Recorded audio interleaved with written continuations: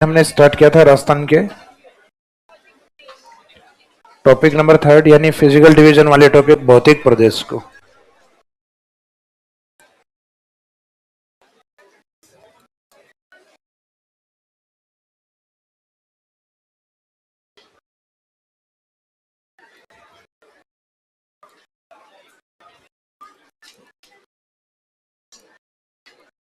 तो physical division वाला जो टॉपिक है इसमें एक तो इंडिविजुअल पर्सपेक्टिव यानी व्यक्तिगत जो आधार है उसमें देखा था प्रोफेसर वीसी मिश्रा सर को।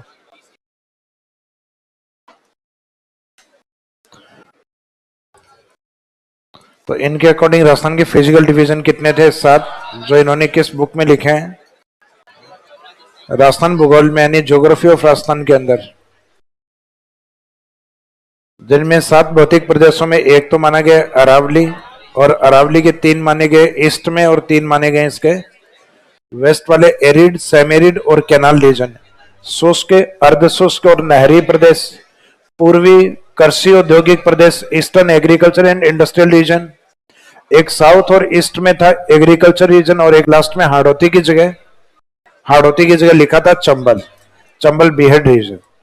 उसके बाद में नेक्स्ट ज्योग्राफिकल फैक्टर को बेस माना, जिसमें 2 फैक्टर लिए, एक तो रिलीफ फीचर्स ऊंचावच को, रिलीफ फीचर के साथ में दूसरा लिया है क्लाइमेट या जलवायु को। तो इसका मीनिंग इसमें geographical factor, relief feature and climatic basis पे राजस्थान के फिजिकल डिवीजन कितने हैं? 4, जिसमें रिलीफ फीचर या उच्चावच वाले हैं 3, और एक क्लाइमेटिक बेस पे माना गया है डेजर्ट को, जहां वर्षा कम होती। तो लास्ट में अपन ये डायग्राम इसमें ये बनाया था इस तरीके से कि माउंटेन या पर्वत, ये पठार हैं, ये मैदान, और मैदान की तरह एक मैदानी भाग है जो शुष्क मैदान यानी डेजर्ट है। ये डेजर्ट वाला जो पार्ट यानी जो थार डेजर्ट के रूप में है, ये मुख्यतः क्लाइमेटिक बेस पे एक भौतिक प्रदेश, अलग से भौतिक प्रदेश माना गया है। जबकि रिलीफ फीचर में सबसे नीचे माना गया अपने मैदानी भाग, और हमारे मैदान किस साइड में है? राजस्थान के ईस्ट में, तो ईस्टर्न प्लेन। फिर अपने इससे ऊपर है पठार जो हमारे हाड़ौती रीजन में है, तो हाड़ौती प्लेट्यू, और माउंटेन को हमारे लिखा गया अरावली माउंटेन, अरावली पर्वत। तो इनके बारे में ये वाला जो डायग्राम था ये अपना कंप्लीट हो गया था। अब इसके बाद में इनकी सामान्य विशेषताएं अपने को पढ़नी थी, भौतिक प्रदेशों की सामान्य जानकारी या सामान्य अध्ययन अपने को करना था। तो इसमें हेडिंग लिखिएगा इस डायग्राम के बाद में, भौतिक प्रदेशों का सामान्य अध्ययन, general study of physical divisions, भौतिक प्रदेशों का सामान्य अध्ययन।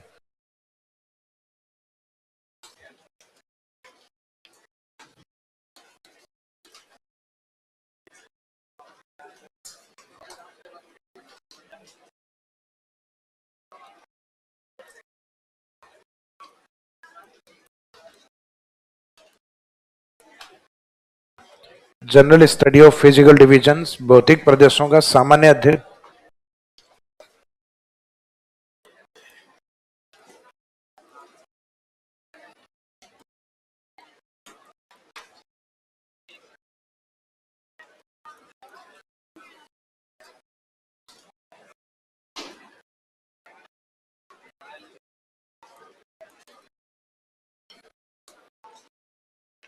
तो भौतिक प्रदेशों के सामान्य अध्ययन में अपने एक तो जो फिजिकल डिविजन्स हैं,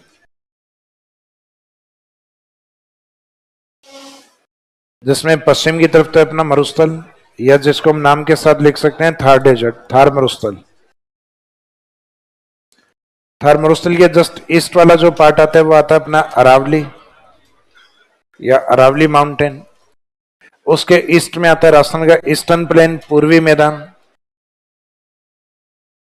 और पूर्वी मैदान के भी कहीं ना कहीं ईस्ट में रहता है हाड़ौती। तो इनका सीक्वेंस या इस चैप्टर में इनको कवर जो करेंगे वो वेस्ट टू ईस्ट की ओर कवर करेंगे। मीनिंग ये है कि राजस्थान के मैप के अंदर अगर इन फिजिकल डिविजन्स को हम देखें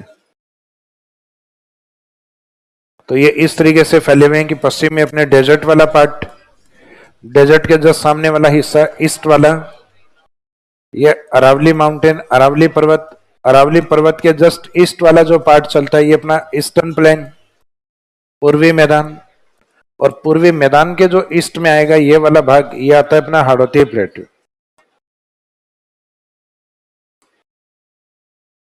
ये हाड़ौती पठार। तो इस सीक्वेंस में हमने लिखा है इनको, पहले डेजर्ट को, देन अरावली को, अरावली के ईस्ट में प्लेन एरिया को, और उसके बाद में हाड़ौती को। तो ये सीक्वेंस यहां रखा अपन ने, Thar desert, then Aravalli mountain, eastern plain और हाड़ौती। अब इसमें जो जनरल स्टडी या जो सामान्य अध्ययन जो हम कर रहे होते हैं वो अध्ययन करते हैं। जैसे इसमें कुछ ज्योग्राफिकल पॉइंट, जैसे कि एक तो इन सबके एरिया कितने, तो इसमें एक तो एरिया को कवर करेंगे सबके, यानी इनके पास कितना कितना एरिया है, क्योंकि ये चारों मिलके 100% राजस्थान को बनाते हैं। तो इसमें कितना परसेंट थार का हिस्सा है, कितना अरावली का है, कितना पूर्वी मैदान, कितना हाड़ौती। जैसे अपनी बॉडी के सभी पार्ट हैं वो सारे बॉडी के फिजिकल पार्ट्स है, वो मिलके अपने शरीर को बनाते हैं। तो सेम वैसे ही राजस्थान के भी अपने फिजिकल पार्ट, अपने फिजिकल डिवीजन है राजस्थान के, तो किस फिजिकल डिवीजन का कितना हिस्सा होता है। तो हमारे सबसे बड़ा जो फिजिकल पार्ट राजस्थान में माना गया वो डेजर्ट को माना जाता है। तो इस तरीके से बाकियों का एरिया कितना है वो सब का लिखना है।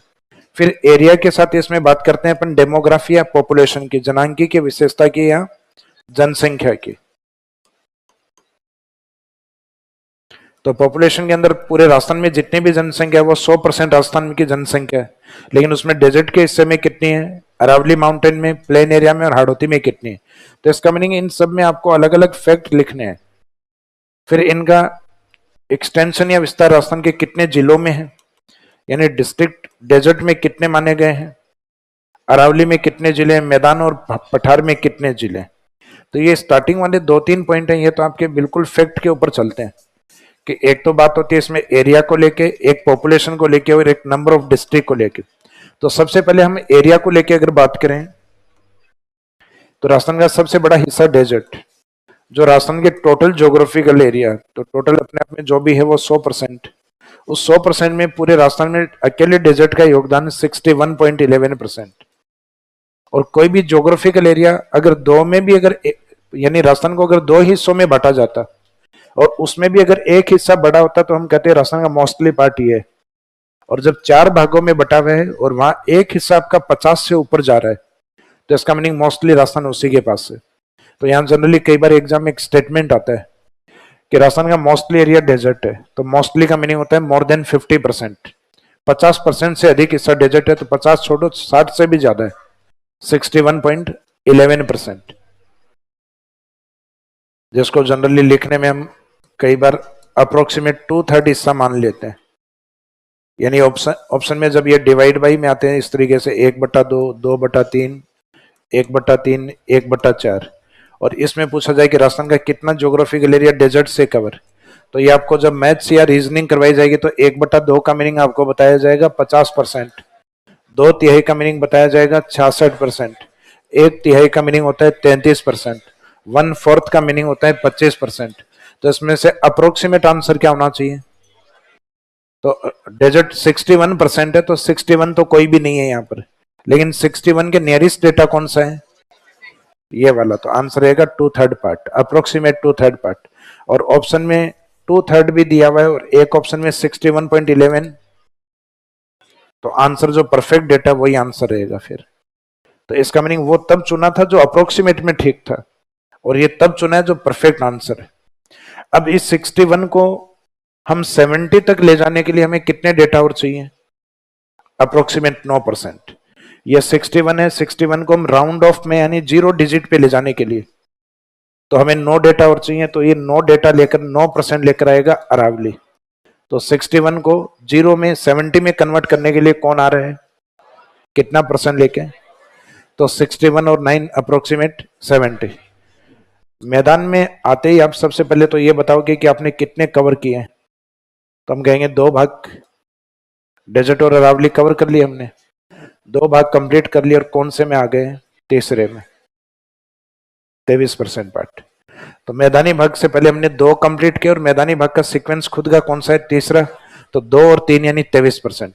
तो 61 और 9 70, और 70 इसमें 23 और ऐड करो 93, कितना बचा, तो फिक्स 7% नहीं, यहाँ थोड़ा यूज हुआ है, 0.11 यूज हुआ है, तो आंसर रहेगा 6.89।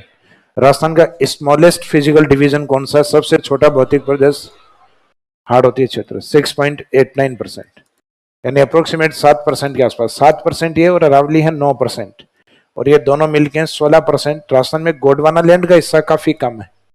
राजस्थान में मोस्टली एरिया टेथिस सी के पास है, यानी राजस्थान का ज्यादातर जो हिस्सा है वो लो रिलीफ फीचर रीजन में आता है, यानी अधिक हाइट वाला एरिया अरावली और हाड़ौती है, ये 9% है लगभग, और ये 7%। तो राजस्थान ये टोटल ज्योग्राफिकल एरिया में कितना परसेंट, 16।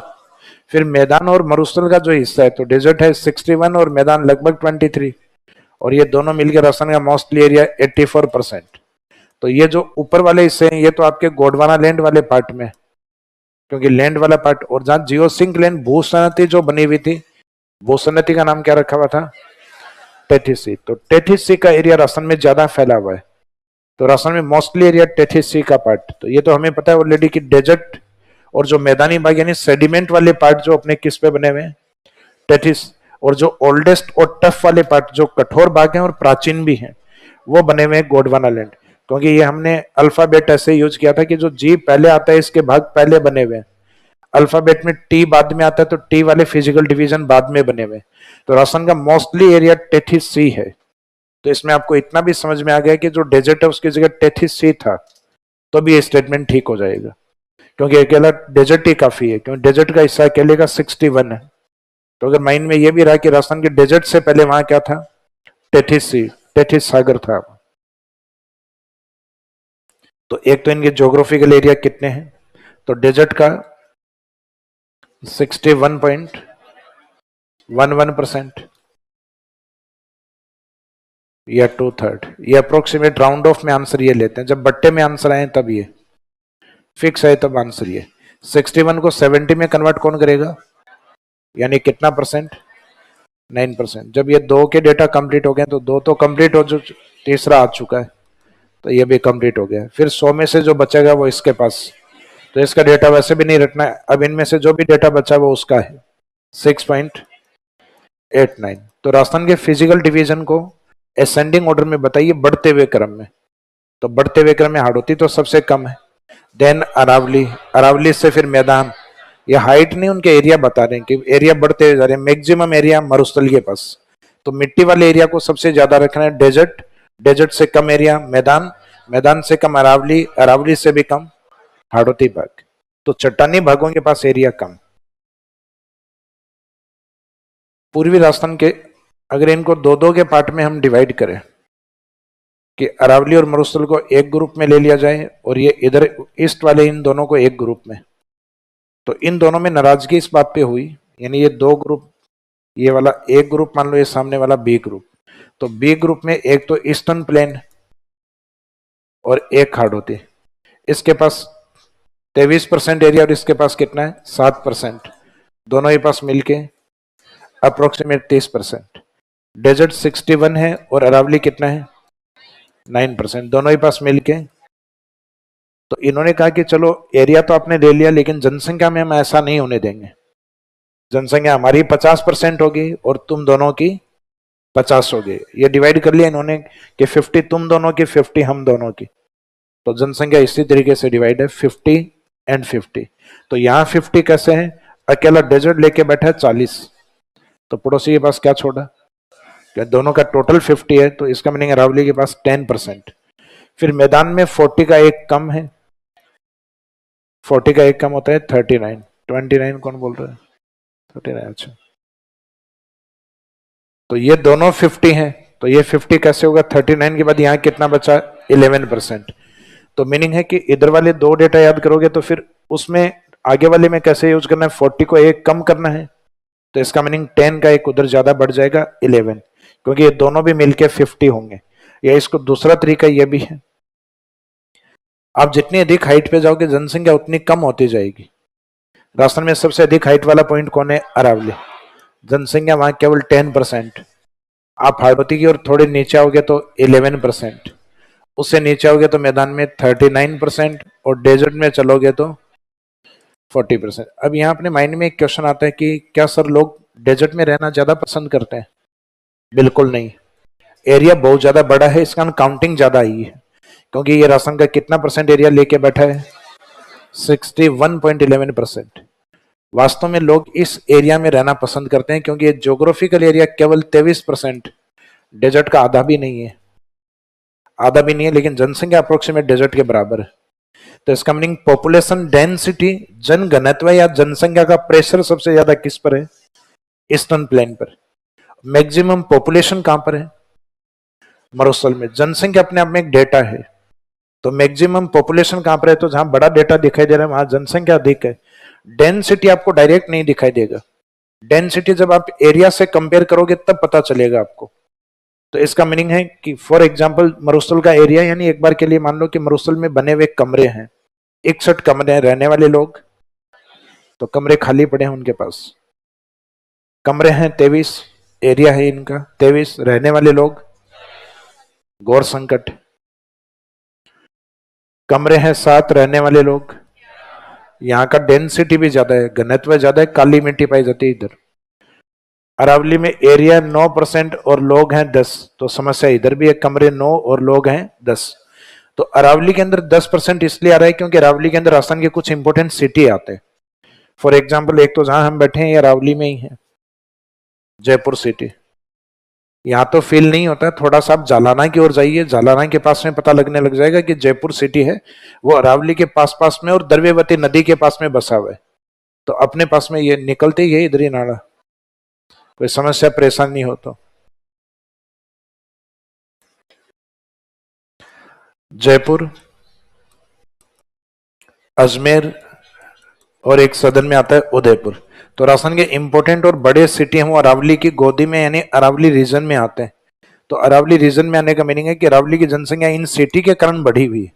अगर ये बड़े सिटी यहाँ नहीं होते तो अरावली के पास ये 10% भी नहीं दिखता, क्योंकि माउंटेन एरिया जो होते हैं उनके पास का जो एरिया जितना बसा हुआ है कनेक्टिविटी उतनी बढ़िया रहती है। तो इनकी कनेक्टिविटी मुख्यतः यहाँ के राजवंशों के कारण रही है, क्योंकि पहले लोग अपने आप को ज्यादा सुरक्षित स्थानों पर पहुंचाने के लिए मुख्यतः हिल्स वाले जो रीजन है उनको ज्यादा चुना करते, ताकि वहां पे फोर्ट बना लिया जाए तो डायरेक्ट उनके ऊपर अटैक नहीं हो सकता था, कुछ समय बचे हुए रह सकते थे। इस कारण पुराने जो सिटी हैं वो अपने इन स्थानों पे, जैसे ये अपने चौहान डायनेस्टी का एरिया, ये कछवाहा वंश का, और ये अपने बप्पा रावल यानी गोहिलों का क्षेत्र, बप्पा रावल ही आते हैं ना गोहिल में, राणा और सिसोदियाओं का एरिया। तो अरावली की जो जनसंख्या है वो थोड़ी इस कारण अधिक है क्योंकि यहाँ प्रमुख सिटी आते हैं। बाकी अगर इन चारों भागों में से देखो तो अरावली के पास जनसंख्या सबसे कम यानी फैक्ट सबसे कम है, लेकिन डेंसिटी कम नहीं है। 9 कमरों में लोग 10 हैं, डेंसिटी सबसे कम यहाँ है। तो डेंसिटी कभी भी आपको डायरेक्ट नहीं पता चलेगी, आपको डायरेक्ट जनसंख्या के बारे में, फैक्ट के बारे में पता लग सकता है कि जनसंख्या अधिक किसके पास है, तो आपको लगेगा डेजर्ट के पास है। तो सही है स्टेटमेंट, डेजर्ट के पास मैक्सिमम पॉपुलेशन है, लेकिन डेंसिटी मैक्सिमम पॉपुलेशन है लेकिन मिनिमम डेंसिटी है वहां, जनघनत्व या जनसंख्या का प्रेशर वहां सबसे कम है, क्योंकि वहां एरिया ज्यादा बड़ा है जबकि लोग वहां कम है। तभी पश्चिमी राजस्थान वाले एक दिन एग्जाम्पल बताए थे ना आपको, पश्चिमी राजस्थान के लोगों के पास जमीन ज्यादा है, जमीन ज्यादा है, जगह ज्यादा है उनके पास, जबकि लोग उस रेशियो में कम है। तो इस कारण बड़े जिले आपके पश्चिमी राजस्थान में मिलते हैं, जबकि पूर्वी राजस्थान या मैदानी भागों की ओर आते हुए एरिया तो आपके पास कम है और जनसंख्या आपके यहाँ ज्यादा है। तो इसका मीनिंग यहाँ डिस्ट्रिक्ट छोटे मिलेंगे आपको। तो नेक्स्ट वाले में हाइट के अकॉर्डिंग याद रखोगे तो और जल्दी याद होंगे, क्योंकि अधिक हाइट पे है 10% अरावली में, हाड़ौती में आते हैं 11%, कंटिन्यूस 2 डेटा है 10 एंड 11। फिर लो रिलीफ फीचर में भी 2 डेटा है 39 एंड 40, 39 मैदान और 40 है डेजर्ट। तो या तो उस तरीके से याद रख लो या फिर वो 50 और 50 वाला फॉर्मूला, तो ये 50 और वो 50, तो यहाँ 50 कैसे है, 40 डेजर्ट के पास और 10 अरावली के पास, फिर 40 से इधर एक कम करना है 39 और यहाँ 11। तो राजस्थान में मिनिमम जनसंख्या कौन से फिजिकल डिवीजन में, आंसर रहेगा अरावली में। मैक्सिमम पॉपुलेशन डेजर्ट के अंदर, तो डेजर्ट में मैक्सिमम एरिया भी है और मैक्सिमम जनसंख्या भी है, डेंसिटी ज्यादा नहीं, डेंसिटी ज्यादा किसके पास है, ये जब हम मैदान पढ़ेंगे तो उसमें लिखेंगे। कि राजस्थान के मैदानी भागों में पॉपुलेशन डेंसिटी अधिक होती है, कारण क्योंकि वहां फर्टाइल सॉइल या most fertile soil alluvial soil अधिक होती है। तो जनसंख्या का निवास हमेशा वहां अधिक होता है जहां जलोढ़ के मैदान ज्यादा फैले हुए होते हैं। फॉर एग्जाम्पल, भारत में सबसे बड़ा मैदान कौन सा है? गंगेटिक प्लेन, गंगा का मैदान। तो गंगा का मैदान है, तो गंगा के मैदान वाली स्टेट देखो आप। भारत में जनसंख्या में टॉप 4 स्टेट है, वो 3 गंगा लेके बैठा है। सबसे अधिक जनसंख्या यूपी, बिहार, वेस्ट बंगाल। ये भारत के 4 सर्वाधिक जनसंख्या वाले राज्य में से 3 ये हैं। नंबर 2 पे एक महाराष्ट्र है, वो मुख्य अपने व्यवसाय के कारण। हालांकि यहाँ पे भी बैठा वही है, यूपी और बिहार, और बचे हुए मारवाड़ी, यानी अपने वालों का भी योगदान कम नहीं है इधर। तो इसका मीनिंग है कि महाराष्ट्र वाला जो एरिया है, इस साइड में भी ज्यादातर इन्हीं के कारण जनसंख्या अधिक। तो जनसंख्या की जब हम रैंक देखते हैं तो यूपी, अब राजस्थान भले ही कितना ही बड़ा हो, भारत में एरिया वाइज सबसे बड़े हैं, लेकिन जनसंख्या में यूपी हमसे 3 गुना आगे है। जनसंख्या में हमारी रैंक ढूंढोगे तो कौन सी मिलेगी? 8वीं, यानी टॉप 5 3 इनमें कहीं नहीं मिलने वाले हैं, लेकिन एरिया में हम नंबर 1 पे। तो वैसे जनसंख्या में नंबर 1 पे कौन है? यूपी। 2011 की बात करें तो राजस्थान यहां था 6.85 करोड़, यानी अप्रोक्सीमेट 7 करोड़ के आसपास। 6.85 करोड़ यानी लगभग 7 करोड़। यूपी था 19.98 करोड़, लगभग 20 करोड़, यहां से 3 गुना। यानी यूपी की जनसंख्या से उस समय के 3 राजस्थान बन सकते थे, और अब तो हो सकता है 15-16 साल में एक नया राजस्थान आ गया हो वहां।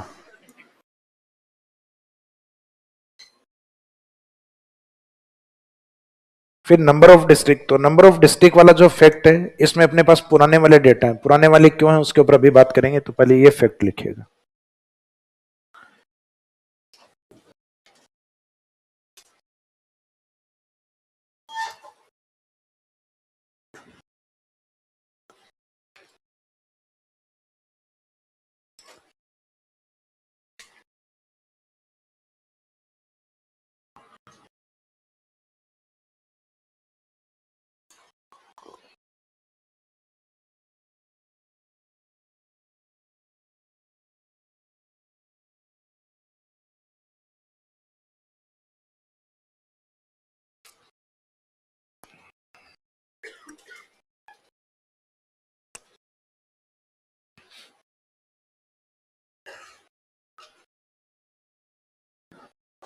तो चारों फिजिकल डिवीजन के साथ में थोड़ी जगह रखना, ताकि हम किस बेसिस पे इनमें अंतर कर रहे हैं। एरिया के अकॉर्डिंग, पॉपुलेशन के अकॉर्डिंग, डिस्ट्रिक्ट के अकॉर्डिंग, आगे 1-2 पॉइंट और रहेंगे सॉइल एंड क्लाइमेट के बेसिस पे।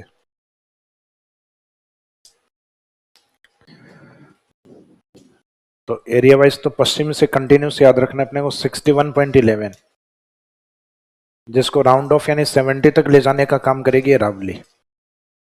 तो इसका मीनिंग 61.11 के बाद अरावली कितना परसेंट लेकर आएगी? 9%। फिर ये दोनों कंप्लीट होने के बाद नेक्स्ट रहेगा 2 and 3 यानी 23, और फिर चारों में से 100% में से जितना बचेगा वो हाड़ौती के पास 6.89। तो मीनिंग है इनको रटने के बजाय एक सीक्वेंस में याद रखें तो लंबे टाइम तक याद रहेंगे। इस सीक्वेंस वेस्ट टू ईस्ट की ओर 61.11, उसको राउंड ऑफ 70 करने के लिए अरावली 9%। 2 कंप्लीट होने बाद तीसरा आता है, तो 2 और 3 23% मैदान, और फिर लास्ट वाला 6.89। फिर पॉपुलेशन इन दो के पास 50 है और लास्ट वाले 2 के पास 50 है। तो स्टार्टिंग 50 40 10, फिर नेक्स्ट 50 39 11, 39 11।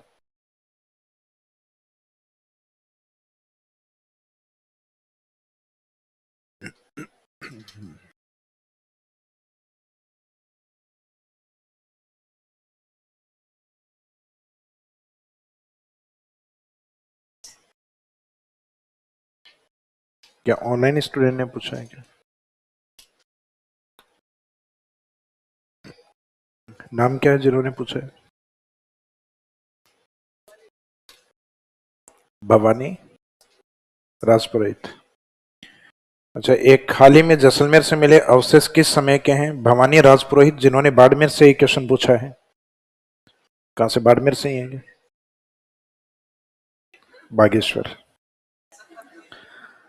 तो उन्होंने करंट में कहीं पढ़ा होगा कि पश्चिमी राजस्थान में आजकल क्या सिविलाइजेशन वगैरह, सभ्यता वगैरह वो भी मिल रही है, और वहां पे पुराने जुरासिक एज के डायनासोर के अवशेष हैं वो भी मिल रहे हैं। तो डायनासोर के अवशेष पहले भी मिल चुके हैं यहाँ। डायनासोर के काल की लकड़ियां भी मिल चुके हैं, जिनको हम कहते हैं आकलवुड फॉसिल पार्क। तो आकल वो जगह का नाम है जहां वुड के फॉसिल्स मिले हैं, जीवाश्म मिले हैं। तो इस कारण उनको वुड फॉसिल कहा गया है, और उनके लिए एक पार्क डेवलप किया गया है वहां। तो इस कारण उसको वुड फॉसिल पार्क के रूप में मानते हैं, नेशनल डेजर्ट पार्क में। तो उसी प्रकार के जैसे लकड़ी के अवशेष हैं, वहां डायनासोर के अवशेष भी मिले। कुछ समय पहले उनके जो फुट मार्का है, यानी उनके पांव के जो निशान है, वो भी चट्टानों पे मिल चुके हैं जुरासिक एज के। तो ये तो अपनी हॉलीवुड की मूवी भी बन चुकी है ना इसके ऊपर, जुरासिक पार्क। तो जुरासिक पार्क के समय या जुरासिक एज का जो टाइम पीरियड था, उस समय पृथ्वी के ऊपर विशालकाय छिपकलियां थी, और विशालकाय छिपकलियों का नाम था डायनासोर। तो इसका meaning dinosaur is an example of lizard. अब उनके वंशज रह गए अपने दीवारों पे छोटे छोटे।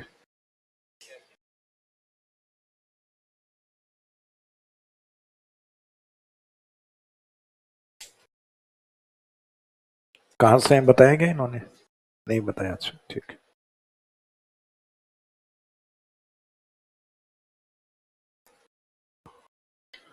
अरे देखो, करंट में पढ़ने के बाद ये पूछा मत करो, ये सारी चीजें करंट वाली हैं, आपकी जिम्मेदारी है पढ़ना। हालांकि ये तो ठीक है, मैं पढ़ता हूं तो मेरी बेइज्जती नहीं होती। तैयार करने को तैयार बैठे हो आप तो करने को। ये तो चल के आपको खुद को बताना चाहिए सर, हाल ही में या उससे शोर मिले हैं यहां से।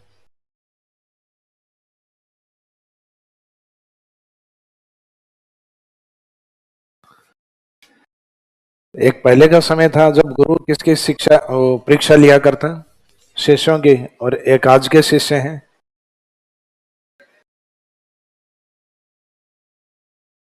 फाइनली ये होता है कि एक आधा जो फैक्ट होता है वो हो सकता है टीचर से लिखवाने में कम रह जाए, तो लास्ट में वो फैक्ट एक आधा कम रह गया, तो इसका मीनिंग वो जिम्मेदारी स्टूडेंट की है। क्योंकि जो कम रह गया उससे शिक्षक का चयन या वो बाहर नहीं होने वाला है। हमें कुछ फर्क नहीं पड़ना उससे। हाँ हाँ, थोड़ी सी बुराई होगी हमारी। हाँ क्या, फैन चालू करवाना है?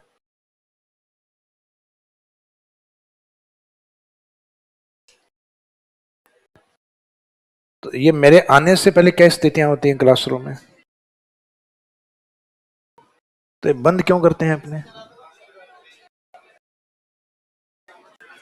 भाई जैसे 7 से 9 जो कंडीशन होती है वही 9 से 11 भी रखा करो। क्या चीज? वो खुद ही चालू करते हैं, खुद ही बंद करवाते हैं। अब देखो, कुछ स्टूडेंट जिनको ठंड लगे वो अपना थोड़ा साइड कोना लेके बैठा करो कि यहाँ हवा कम आती है। और जिनको ये लगे कि नहीं अपने तो सर मगरमच्छ जैसी चमड़ी है, अपन तो एसी के नीचे बैठे हैं, तो भी एसी जैसा एहसास नहीं होता। जैसा मेरा एक मित्र है, वो एसी को मिनिमम टेम्परेचर कितना 16 होता है ना उसमें, वो 16 करके रखता है। तो जब भी मैं उससे मिलने जाता हूँ तो मैं कहता हूँ यार इतना चिल क्यों कर रखा है? कि चिल कहाँ, एसी खराब हो रखी है आजकल, कि ठंड करती ही नहीं है। तो इसका मीनिंग कईयों के ठंड से कोई फर्क नहीं पड़ता है। तो जिनको ये लगे ठंड नहीं है, बहुत गर्मी है, वो यहाँ बैठा करो। जैसलमेर वाले, बाड़मेर वाले, जोधपुर वाले, क्योंकि कई बार इतनी गर्मी मरे हुए हैं, तो थोड़ा सा एहसास चाहिए अपने को।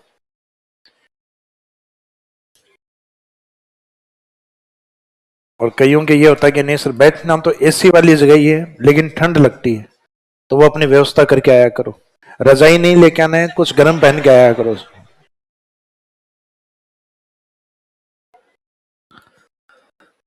क्योंकि अपने गलतफहमी, सबसे ज्यादा गलतफहमी क्या होती है कि इस सीट पे और इस जगह बैठता हूं तब ज्यादा याद होता है।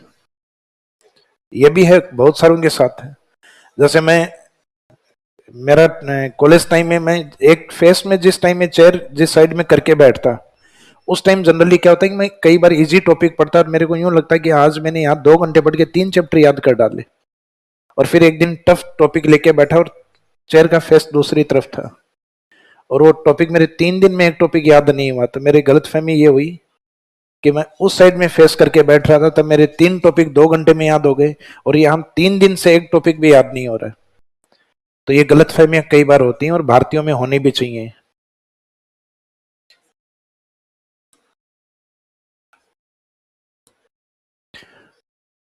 काम की बात भूल गया मैं, क्या बताने वाला था आपको, याद आ जाएगी। हाँ, नंबर ऑफ डिस्ट्रिक्ट पे थे अपन। तो जिलों पे यह था कि राजस्थान में जो अरावली है, अरावली के वेस्ट में जो डेजर्ट डिस्ट्रिक्ट है, ये अपने 13 जिले थे। अब तो जिले बढ़ गए हैं, लेकिन बढ़ गए हैं उसमें समस्या ये है, यहाँ जोधपुर से अलग हुआ है, उसका हमें पता है कि वो फलोदी बना है और वो डेजर्ट में बना है, तो ये तो तय है बढ़ेगा जिला। बाड़मेर था, डेजर्ट डिस्ट्रिक्ट था, बाड़मेर का नॉर्थ ईस्ट अलग हो गया बालोतरा, ये भी तय है डिस्ट्रिक्ट के रूप में, ये भी बढ़ेगा। राजस्थान का मध्यवर्ती जिला नागौर था, उसका ईस्टर्न पार्ट अलग हो गया है, डेडवाना कुचामन। तो डेडवाना कुचामन ये भी डेजर्ट डिस्ट्रिक्ट से अलग हुआ है, तो ये भी बढ़ेगा, ये भी तय है। तो अपने जो अरावली के पश्चिम में जो 13 जिले मानते थे हम, उसमें एक सिरोही जिला भी है 13 में, जो डेजर्ट डिस्ट्रिक्ट में काउंट नहीं होता, क्योंकि सिरोही अरावली के रीजन में आता है, लेकिन वो अरावली का वेस्टर्न पार्ट है मोस्टली। तो अरावली के वेस्ट में जिले हैं, पश्चिमी जिले 13, लेकिन उसमें डेजर्ट डिस्ट्रिक्ट की काउंटिंग कितनी होती थी, क्योंकि सिरोही को नॉन डेजर्ट माना गया, गैर मरुस्थलीय जिला माना गया। तो यहाँ पे दो फैक्ट होते थे कि अरावली के वेस्ट में जिले कितने, पश्चिम में जिले कितने, क्वेश्चन आंसर होता था 13। अरावली के पश्चिम में कौन सा जिला जो डेजर्ट में काउंट नहीं होता, सिरोही। इसका मीनिंग डेजर्ट डिस्ट्रिक्ट की काउंटिंग कितनी थी, 12। अब 12 में अपने बालोतरा, फलोदी, डेडवाना, कुचामन ये भी बढ़ गए, तो इस काउंटिंग में कम से कम 15 तो आ चुके हैं, ये हमें पता है। लेकिन एक बड़ी समस्या है कि ब्यावर को वो काउंट करेंगे या नहीं करेंगे, ये समस्या चल रही। तो ये तय करेगा या तो हमारा जलवायु विभाग या अपना जियोमॉर्फोलॉजी डिपार्टमेंट, क्योंकि जो ब्यावर का जो हिस्सा है, ये अजमेर का पार्ट था, त्रिभुजाकार मध्य अरावली के अंदर। तो इसमें मोस्टली एरिया तो इसमें अजमेर का ही निकाला गया है, अजमेर का लगभग साउथ वेस्ट पार्ट निकाला गया है ब्यावर के लिए। फिर उसमें पाली की 2 तहसीलों को मर्ज कर दिया गया है, रायपुर और जैतारण। कुछ गांव आपके राजसमंद के, कुछ भीलवाड़ा के निकाले गए। राजस्थान के जो नए जिले बने हैं, उनमें ब्यावर ऐसा जिला है जो सबसे ज्यादा जिलों से मर्ज करके बनाया गया। इसमें कितने जिलों को लिया गया है, 4 जिलों को, जिसमें मेन पार्ट ये अजमेर का है, फिर पार्ट पाली का, देन राजसमंद, देन भीलवाड़ा। तो राजसमंद भीलवाड़ा से तो कोई नई तहसील नहीं, कुछ विलेज ही लिए गए हैं। तो इसका मीनिंग वो विलेज ब्यावर के लिए ज्यादा अप्रोच में, या ब्यावर उनके लिए ज्यादा अप्रोच में, तो उनका डिस्ट्रिक्ट हेडक्वार्टर ब्यावर की ओर बनेगा। तो हालांकि उनको जो गवर्नमेंट ने अधिसूचना जारी की, उसमें लिखा हुआ नहीं था कि उसमें राजसमंद और भीलवाड़ा का एरिया भी है, जबकि वास्तविकता है कि उन दोनों जिलों का एरिया भी। तो इसमें टोटल कितने जिलों से मर्ज होकर बन रहा है, 4। तो इसमें डेजर्ट वाला जो पाली है, उसकी 2 प्रमुख तहसील शामिल हो गई है, जैतारण और रायपुर। तो नियम तो ये कहता है अगर पाली का हिस्सा काउंट हुआ है तो इस ब्यावर को आंशिक डेजर्ट में मानना चाहिए। लेकिन दूसरी तरफ हम ये कहें कि ब्यावर है वो मेन अरावली में है, मेन डेजर्ट में, तो मेन अरावली में हो, तो इसका मेन पार्ट वो अजमेर का रहा है। तो यहाँ नियम ये कहता है कि उसको डेजर्ट में नहीं काउंट करके अरावली में काउंट किया जाए। तो ये डिसाइड हम नहीं करेंगे, ये डिसाइड या तो मौसम विभाग करेगा, या फिर जियोमॉर्फोलॉजी स्टडी होगी, उससे तय होगा। चट्टानी अध्ययन होगा, उस चट्टानी अध्ययन में डेजर्ट का पार्ट है, या फिर इसके चट्टाने मोस्टली ब्यावर के हैं, वो अरावली से मैच करते हैं। तो वहां वो कंफ्यूजन 15 और 16 पे है। हालांकि कुछ गाइड वाले हैं वो तो लिख चुके हैं 15 जिले हैं डेजर्ट में, और हो सकता है कि आने वाले टाइम में यहाँ कितने आ जाएं, 16। तो अपन ये दोनों ही नहीं लिखेंगे, क्योंकि ऑथेंटिक बुक में अभी तक कोई डेटा नहीं लिखा हुआ है, उनमें वही पुराने वाले 12 जिले। तो अरावली के वेस्ट में 13 जिले हैं, जिसमें सिरोही डेजर्ट में काउंट नहीं होता। तो सिरोही भी पश्चिम में है 13 में, लेकिन उसको अगर हम कम कर लें तो डेजर्ट डिस्ट्रिक्ट की काउंटिंग कितनी है, 12। तो राजस्थान के डिस्ट्रिक्ट की बात तो डेजर्ट में, तो डेजर्ट में अभी तक अपने को 12 लिखना है। लेकिन हाँ, ये जो डिस्ट्रिक्ट हम लिख के चल रहे हैं, इसके नीचे न्यू डिस्ट्रिक्ट या नए जिले क्या रहने वाले हैं, उसको लिख के, और उसके नीचे एक लाइन अपने को, एक स्पेस खाली छोड़ना है। यानी इसके बाद जो भी अपडेट होगा वो अपडेट अपन यहाँ करेंगे, 15 या 16 जिले जो भी मानेंगे, लेकिन अभी तक के लिए 12 जिले। फिर हाड़ौती अपने कितने जिलों में है, 7। लेकिन जब भी हम कोटा संभाग को बोलते हैं, तो कोटा संभाग अपन एक पॉलिटिकल एरिया बोलते हैं। उस पॉलिटिकल एरिया में 4 ही जिले माने जाते हैं। मैंने फिजिकल डिवीजन नहीं बोला अभी, मैंने पॉलिटिकल एरिया बोला है। तो पॉलिटिकल एरिया में तो कोटा, बूंदी, बारां, झालावाड़, इसको कहते हैं कोटा संभाग। लेकिन हाड़ौती डिवीजन जो है, सॉरी फिजिकल डिवीजन जो है हाड़ौती, वो बेसाल्ट रॉक और विंध्यन रॉक से बना हुआ है। यानी इसमें ज्वालामुखी से निकलने वाली बेसाल्ट चट्टाने हैं इसमें। इस एरिया में। तो ये बेसाल्ट और जो विंध्यन रॉक्स, तो अपने यहाँ हाड़ौती की ओर विंध्यन माउंटेन भी फैली हुई है। तो इनका जो विस्तार माना गया है वो इन 4 जिलों में तो है, लेकिन इसके पश्चिम में, बूंदी के पश्चिम में भीलवाड़ा में भी माना गया है, कोटा के वेस्ट में चित्तौड़ में भी माना गया है, और चित्तौड़ से अलग हुए पार्ट प्रतापगढ़ में भी माना गया है। तो ये 4 आपके कोटा, बूंदी, बारा, झालावाड़, कोटा, बूंदी, बारा, झालावाड़। फिर इनके अलावा बूंदी के वेस्ट में भीलवाड़ा, चित्तौड़, और चित्तौड़ से अलग हुआ प्रतापगढ़। ये भी आपके हाड़ौती रीजन में काउंट किए जाते हैं। तो ये हाड़ौती फिजिकल डिवीजन में कितने जिले हैं? 7। और कोटा संभाग जो पॉलिटिकल एरिया माना जाता है उसमें कितने जिले? 4। तो पॉलिटिकल एरिया, इसका मीनिंग है कि फिजिकल डिवीजन एरिया किसी पॉलिटिकल एरिया से बाउंड नहीं होता है। जैसे फॉर एग्जांपल आपका सीकर है, तो सीकर मोस्टली डेजर्ट में आता है, लेकिन सीकर का कुछ पार्ट अरावली में भी काउंट होता है, क्योंकि वहां अरावली की पहाड़ियां भी हैं। तो सीकर की काउंटिंग दोनों तरफ चल रही होती। तो मीनिंग ये हुआ कि डेजर्ट जहां समाप्त हुआ है वहां जिला समाप्त नहीं हुआ है, और वहां जिला स्टार्ट भी नहीं हुआ है। तो इसका मीनिंग जो फिजिकल डिवीजन है वो अपने अलग तरीके से चल रहे होते हैं, जबकि पॉलिटिकल एरिया है, उस पॉलिटिकल एरिया में फिजियोग्राफिक कैरेक्टरिस्टिक्स एक से अधिक हो सकती हैं। यानी एक जिले में भौगोलिक विशेषताएं एक से ज्यादा मिल सकती हैं आपको। जैसे जयपुर का नॉर्थ वेस्ट पार्ट सांबर आता है, तो सांबर का हिस्सा अपने डेजर्ट में लिया गया। जयपुर अपने मेन मैदान में लिया गया। जयपुर का एक हिस्सा अपने अरावली में भी लिया गया। तो इसका मीनिंग है जयपुर के अंदर पूर्व में बाणगंगा का मैदान, मिड में अरावली है, और वेस्ट की तरफ सांबर है जो डेजर्ट का पार्ट। तो जयपुर का स्टेटस ऐसे आता है कि राजस्थान के वो तीनों पार्ट में आते हैं, लेकिन उसके मरुस्थल के 12 जिलों में उसकी काउंटिंग नहीं हुई है, क्योंकि जयपुर का जो मोस्टली एरिया आता है वो आपके अरावली में आता है, तो उसको मेन अरावली के डिस्ट्रिक्ट में माना गया है। हालांकि पूर्वी मैदान में भी वो काउंट किया गया है, लेकिन उसका माइनर पार्ट सिर्फ एक सांबर क्षेत्र, उसका आंशिक हिस्सा डेजर्ट में माना गया है, क्योंकि सांबर किसका एग्जाम्पल माना जाता है?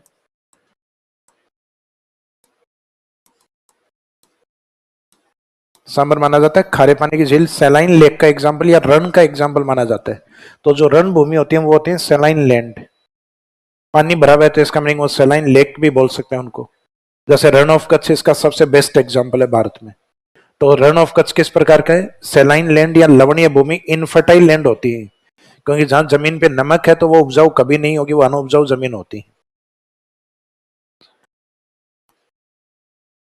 तो यहां अपने हाड़ौती में 4 क्यों नहीं लिखे, समझ में आ गया?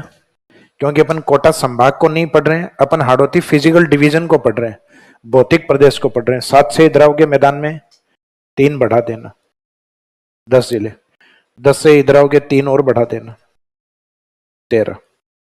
7 + 3 10, 10 + 3 13 में एक बार ये लिखना +3, और एक बार इसमें से -3 भी करो, 7। तो इसमें मेन 7 डिस्ट्रिक्ट। तो अरावली में हम 2 डेटा यूज करते हैं, 13 मुख्य 7 जिले, ब्रैकेट में लिखना मुख्य 7 जिले। तो मुख्य 7 इसलिए लिखे हैं क्योंकि अरावली का जो विस्तार है वो एक तो मेन मध्य अरावली है अपने अजमेर में, अजमेर के नॉर्थ में अरावली है जयपुर में, जयपुर के ईस्ट में दौसा में, और इसके दोनों के ऊपर की तरफ अलवर की तरफ। सदन में हम चलेंगे तो सदन में है राजसमंद में, उदयपुर में, और इसके वेस्ट की तरफ सिरोही में। तो अरावली के जो मुख्य 7 जिले माने जाते हैं, तो इसका मीनिंग ऐसे जिले जिसमें बाकी जो फिजियोग्राफिक कैरेक्टरिस्टिक्स या ज्योग्राफिकल डिवीजन जो अदर है वो उन जिलों में कम हो, और उन जिलों में अरावली ज्यादा होनी चाहिए। इसका मीनिंग उन जिलों का मोस्टली एरिया अरावली से कवर होना चाहिए। तो वो जिले राजस्थान में 7 है जहां मेन हिस्सा अरावली का ही है। तो मेन अरावली कितने जिलों को कवर करती है? 7। और बाकी अरावली की अगर सीमाएं देखो तो 13 जिलों तक टच करती है। इधर आपके शेखावाटी की तरफ भी अरावली चलती है, सीकर झुंझुनू में भी चलती है। इधर आपके अजमेर के ईस्ट में चलोगे तो टोंक में भी है, और फिर इस साइड में चलोगे तो डूंगरपुर बांसवाड़ा तक भी अरावली है। तो इस तरीके से काउंटिंग में इस साइड में आंशिक पाली में भी है। तो इस तरीके से काउंटिंग अगर अरावली के करते हो तो लगभग 13 जिलों के टच तक जाती। लेकिन मेन अरावली, इसका मीनिंग जिले का मुख्य हिस्सा अरावली के पास ज्यादा है, वो जिले कितने हैं? तब आंसर रहेगा 7। तो इसमें 2 डेटा याद रखने होते हैं, एक तो 13 और एक 7। ये ट्रकों के पीछे लिखा हो रहा था ना 13 मेरा 7, तो 7 है, मुख्य जिले हैं तो 7 ही रहेगा, और 7 किसी का नहीं है तो बाद में 13 तो है ही है। ट्रकों के पीछे आता ना कई बार लटक मत पटक दूंगी, ये टैक्सी वाले लिखवाते हैं कई बार। एक के पीछे लिखा हुआ था बड़ी होके ट्रक बनूंगी, जैसे अपने बच्चों के बड़ा होके डॉक्टर बनूंगा, तो एक टेम्पो के पीछे लिखा हुआ था बड़ा होके क्या बनूंगा, ट्रक बनूंगी। सौंदर्य दर्शन नहीं करें वरना देव दर्शन हो जाएंगे। ये लिखे फैक्ट। अरावली में 2 फैक्ट लिखने, एक तो 13, ब्रैकेट में लिखना मेनली 7 डिस्ट्रिक्ट, मुख्यतः 7 जिले।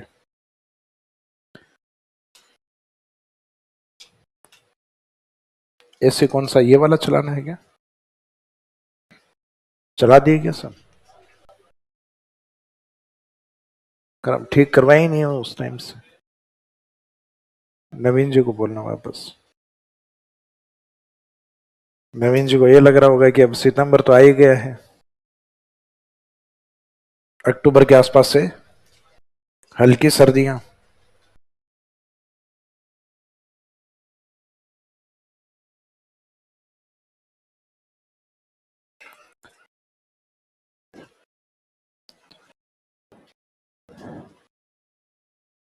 इनका टोटल लगाने का प्रयास मत करना, टोटल लगाओगे आप पहुंच जाओगे 42 से भी ऊपर, 42 के आसपास पहुंच जाओगे। तो इसका मीनिंग कुछ जिले ऐसे होते हैं जिनकी काउंटिंग 2 जगह चल रही होती, जैसे इन 13 में अपने सिक्कर झुंझुनू भी काउंट है और वो इधर भी काउंट हो रहे हैं। अपने यहाँ उदयपुर काउंट है, उदयपुर बनास और बेड़च के मैदान में भी काउंट होता है उदयपुर, इधर भीलवाड़ा है वो अपने इस साइड में भी काउंट है और भीलवाड़ा बनास के मैदान में भी काउंट है। तो कुछ जिले हैं जिनकी काउंटिंग डबल डबल जगह चल रही है, तो इस कारण वो अपने को ये याद नहीं करना कि अपने मरुस्थल है वो कौन से 12 जिलों में, कौन से 13 जिलों में। अपने को तो ये फैक्ट रखने हैं कि डेजर्ट को माना गया 12 जिलों में, आने वाले टाइम में अपडेट होगा और फिर काउंटिंग उधर से ठीक याद होगी आपको। 7 + 3 और -3, +3 करोगे तब तो 13 हो जाएगा और इसमें से -3 करोगे तो 7। तो इसका मीनिंग इसमें दोनों ही डेटा यूज होंगे, इस साइड में पहले +3 और उसके बाद में 10 में से -3 करोगे तो 7। तो मेनली अरावली राजस्थान के कितने डिस्ट्रिक्ट को कवर करती है, मेनली का मीनिंग वो जिले जिसमें मेन हिस्सा अरावली का ज्यादा है, तो वो जिले राजस्थान में 7, और अरावली मैक्सिमम कितने जिलों तक है, 13। आने वाले टाइम में इसमें भी अपडेट होने अपने, क्योंकि इसमें एक तो उदयपुर से अलग होके सलूम्बर हो गया तो वो काउंटिंग में बढ़ेगा, एक अजमेर से अलग होके ब्यावर बढ़ गए वो काउंटिंग में बढ़ेगा आपका, फिर एक अलवर की तरफ आपके खैरतल तिजारा अलग हो गया और एक जयपुर से अलग होके कोटपुतली बहरोड वो अलग हो गया। तो ये कुछ नए डिस्ट्रिक्ट हैं जो अरावली में आने वाले टाइम में और ऐड होंगे, लेकिन वही समस्या ब्यावर के कारण ये काउंटिंग भी अपनी तरफ से नहीं लिखेंगे अपन, कोई भी ऑथेंटिक सोर्स इनको जब लिख देगा उसके बाद में अपन लिख लेंगे। डिस्ट्रिक्ट के बाद में नेक्स्ट पॉइंट होता है सोइल या मिट्टी, और मिट्टी के बाद में हम एक पॉइंट और कवर करेंगे क्लाइमेट। वैसे सोइल आपके अलग से एक टॉपिक है, तो राजस्थान में कौन कौन से मिट्टियां वो तो हम वहां पे पढ़ेंगे, लेकिन फिजिकल डिवीजन इन 4 में जो मेन सोइल है वो यहाँ पे कवर करेंगे। तो यहाँ तो सिर्फ बात ही अपनी 4 मिट्टियों की होगी कि डेजर्ट में मुख्य मिट्टी कौन सी, अरावली में कौन सी, मैदान में कौन सी और हाड़ौती में कौन सी। तो इसका मीनिंग यहाँ राजस्थान की कंप्लीट सोइल को कवर नहीं कर रहे अपन कि मरुस्थल में जो भी मिट्टियां पाई जाती हैं उसमें मेन सोइल कौन सी होती है। तो ये जो डेजर्ट है इसमें रिवर्स के द्वारा सेडिमेंट जमा किए गए हैं और बहुत लंबे टाइम तक नहीं हुए।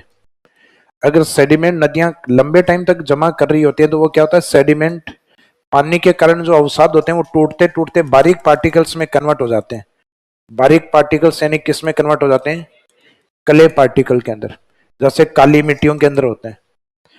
और लंबे टाइम तक अगर उनका इरोजन या अपर्दन नहीं हुआ है तो हो सकता है कि वो थोड़े मोटे पार्टिकल सिल्ट में रह गए हो। सिल्ट जो अपने नालियों में मिलती है जिसको हम कहते हैं गाद, गाद या कीचड़, उसके पार्टिकल क्ले से थोड़े मोटे होते हैं। जो नालियों से कचरा निकाल के बाहर डालते हैं ना, काली काली सी मिट्टी हो जाती है, वो सिल्ट के रूप में। सिल्ट से मोटा मोटा जो कण होता है उसको हम कहते हैं सैंड। सैंड का हिंदी मीनिंग होता है रेत। तो रेत का कण इन दोनों से बड़ा होता है क्ले पार्टिकल, और सिल्ट पार्टिकल से मोटा पार्टिकल क्या कहलाता है, सैंड। सैंड का हिंदी मीनिंग होता है रेत। तो पश्चिमी राजस्थान की जो मिट्टी होती है वो क्ले और सिल्ट से मोटी होती है, इस कारण हम उसको कहते हैं सैंडी सॉइल। रेत से निकला हुआ शब्द क्या है, रेतीली मिट्टी, और वो बनती है सैंड स्टोन, बलुआ पत्थर के टूटने से। तो बलुआ पत्थर के टूटने से बनने के कारण उसको बालू रेत भी कहते हैं। तो बालू तो बलुआ पत्थर को इंडिकेट कर रहा है, रेत उसके पार्टिकल को इंडिकेट कर रहा है। तो उसको बलुई मिट्टी क्यों कहा गया, समझ में आ गया। क्योंकि वो सैंडस्टोन या बलवा पत्थर के टूटने से बन रही है, कि बलवा पत्थर का इरोजन हो रहा है समय के साथ साथ, टेम्परेचर के बढ़ने से, कम होने से, हवाओं के द्वारा, जहां पे ड्रेनेज सिस्टम एक्टिव है, नदियां जहां एक्टिव है, वहां नदियों के इरोजन से। तो इसका मीनिंग है किसी भी एरिया में मुख्यतः इरोजन के फैक्टर बहुत सारे होते हैं। समुद्र के किनारे हो तो महासागरीय धाराएं हैं, वो इरोजन फैक्टर है। किसी ड्रेनेज सिस्टम के निकट हो, नदी के निकट, तो जो नदी है वो इरोजन फैक्टर है। किसी एरिया में विंड्स बहुत तेज चलते हैं तो इसका मीनिंग हवाएं वहां इरोजन करती हैं। आप किसी हिमालय जैसे क्षेत्र में हो तो ऊपर से बर्फ मेल्ट हो गई हिमानी, तो वो ग्लेशियर से वो इरोजन करेगा फिर। तो हिमालय से आने वाली जो नदियां ऊपर से कई बार सेडिमेंट या मलबे को ले आती है नीचे, और इस बार तो खूब ही लेकर आई है बारिश के दौरान। ऊपर कोई झील बनी है, ग्लेशियर से टूट गई तो नीचे की ओर मलबा आ गया और निकल लिया उसके चक्कर में 40-50, क्योंकि वहां स्लाइडिंग इतनी इजीली होती है। चट्टाने सेडिमेंट्री रॉक्स है वहां, अवसादी चट्टाने। अरावली की तरह अगर मुख्यतः वोल्केनिक इरप्शन या ज्वालामुखी लावे से निकली हुई चट्टाने होती तो वो टफ या कठोर होती, जिनमें स्लाइडिंग इतनी जल्दी पॉसिबल नहीं होती। लैंड स्लाइडिंग उसमें जनरली कम होती। कभी आपने अरावली में सुना है कि चट्टाने गिरी और 50 लोग नीचे घाटी में चले गए? नहीं होता अपने यहाँ, क्योंकि अपने यहाँ की चट्टाने मजबूत हैं और बारिश भी इतनी नहीं होती अपने यहाँ। बारिश बहुत ज्यादा हो तो हो सकता है कि पहाड़ी के पत्थर ही नीचे आ जाएं, लेकिन वहां हिमालय के अंदर तो पूरा पहाड़ी यूं लगता है जैसे पूरा मलबा नीचे की ओर चलने लग गया। जैसे बाहुबली मूवी में दिखाया जाता है ना, वो बर्फ वाला एक सीन दिखाया जाता है, उस तरीके से होता है वहां। तो रेतीली या जो बलुई मिट्टी है, इसको रेतीली या बलुई क्यों कहा गया, समझ में आ गया? पार्टिकल्स के आधार पे, ये जिससे फॉर्मेशन होता है उसके अकॉर्डिंग। तो बलवा पत्थर से टूट के बनी होती है सैंडस्टोन से, इस कारण इसको सैंडी सॉइल भी कहते हैं।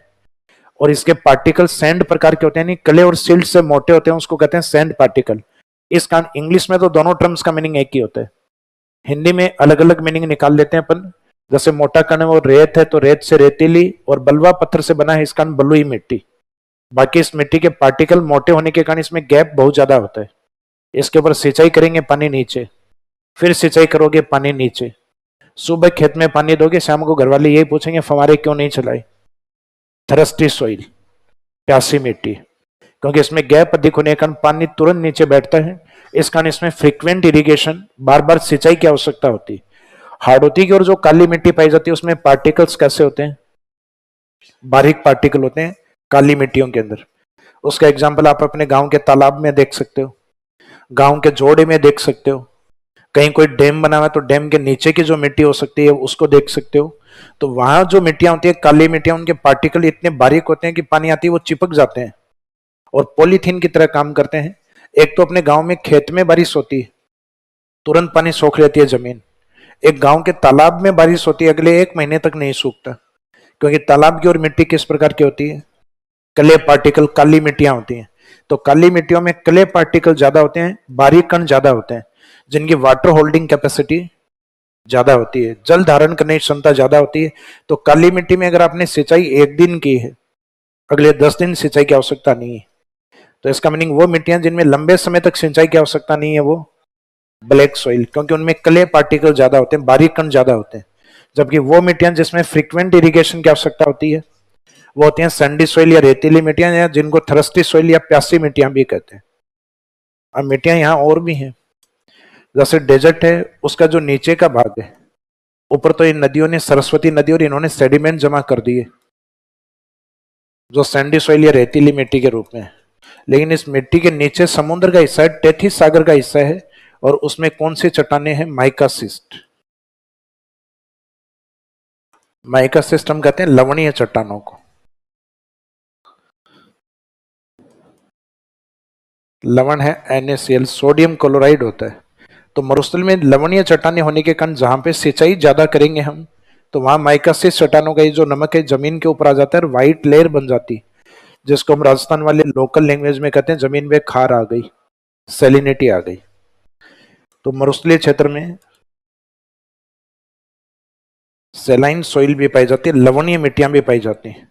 तो लवणीय मिट्टी भी होती है, लवणीयता समस्या भी होती है। तो इसका मीनिंग सैलिनिटी हमारी एक समस्या भी है और सेलाइन एक सॉइल भी है। सबसे कम उपजाऊ मिट्टी कौन सी होती है, लवणीय मिट्टी। रेतीली मिट्टियां कम उपजाऊ नहीं है, रेतीली मिट्टियां कम उपजाऊ होती तो नर्मदा नहर, गंग नहर, आईजीएनपी नहर, राजीव गांधी सिद्धमुख नहर, नहर क्यों निकाली जाती फिर? तो ये नहरें मुख्यतः इरिगेशन या सिंचाई के लिए भी है। यहां तक हमारा डेजर्ट है वो अन्न भंडार है राजस्थान के अंदर, और ये विश्व का सबसे अधिक घना बसा हुआ, सबसे ज्यादा बायोडाइवर्सिटी वाला डेजर्ट। विश्व में ऐसा कोई डेजर्ट नहीं है जो इतनी जनसंख्या लेके बैठा हो, इतना फूड ग्रेन का प्रोडक्शन, इतने अनाज का उत्पादन होता हो। हमारे यहाँ तो मरुस्थलीय जिलों को अन्न भंडार कहा गया है, गंगानगर को, क्योंकि वो उपजाऊ एरिया है, घग्गर का बेसिन है वो, यानी घग्गर रिवर है उसके रीजन में आता है वो।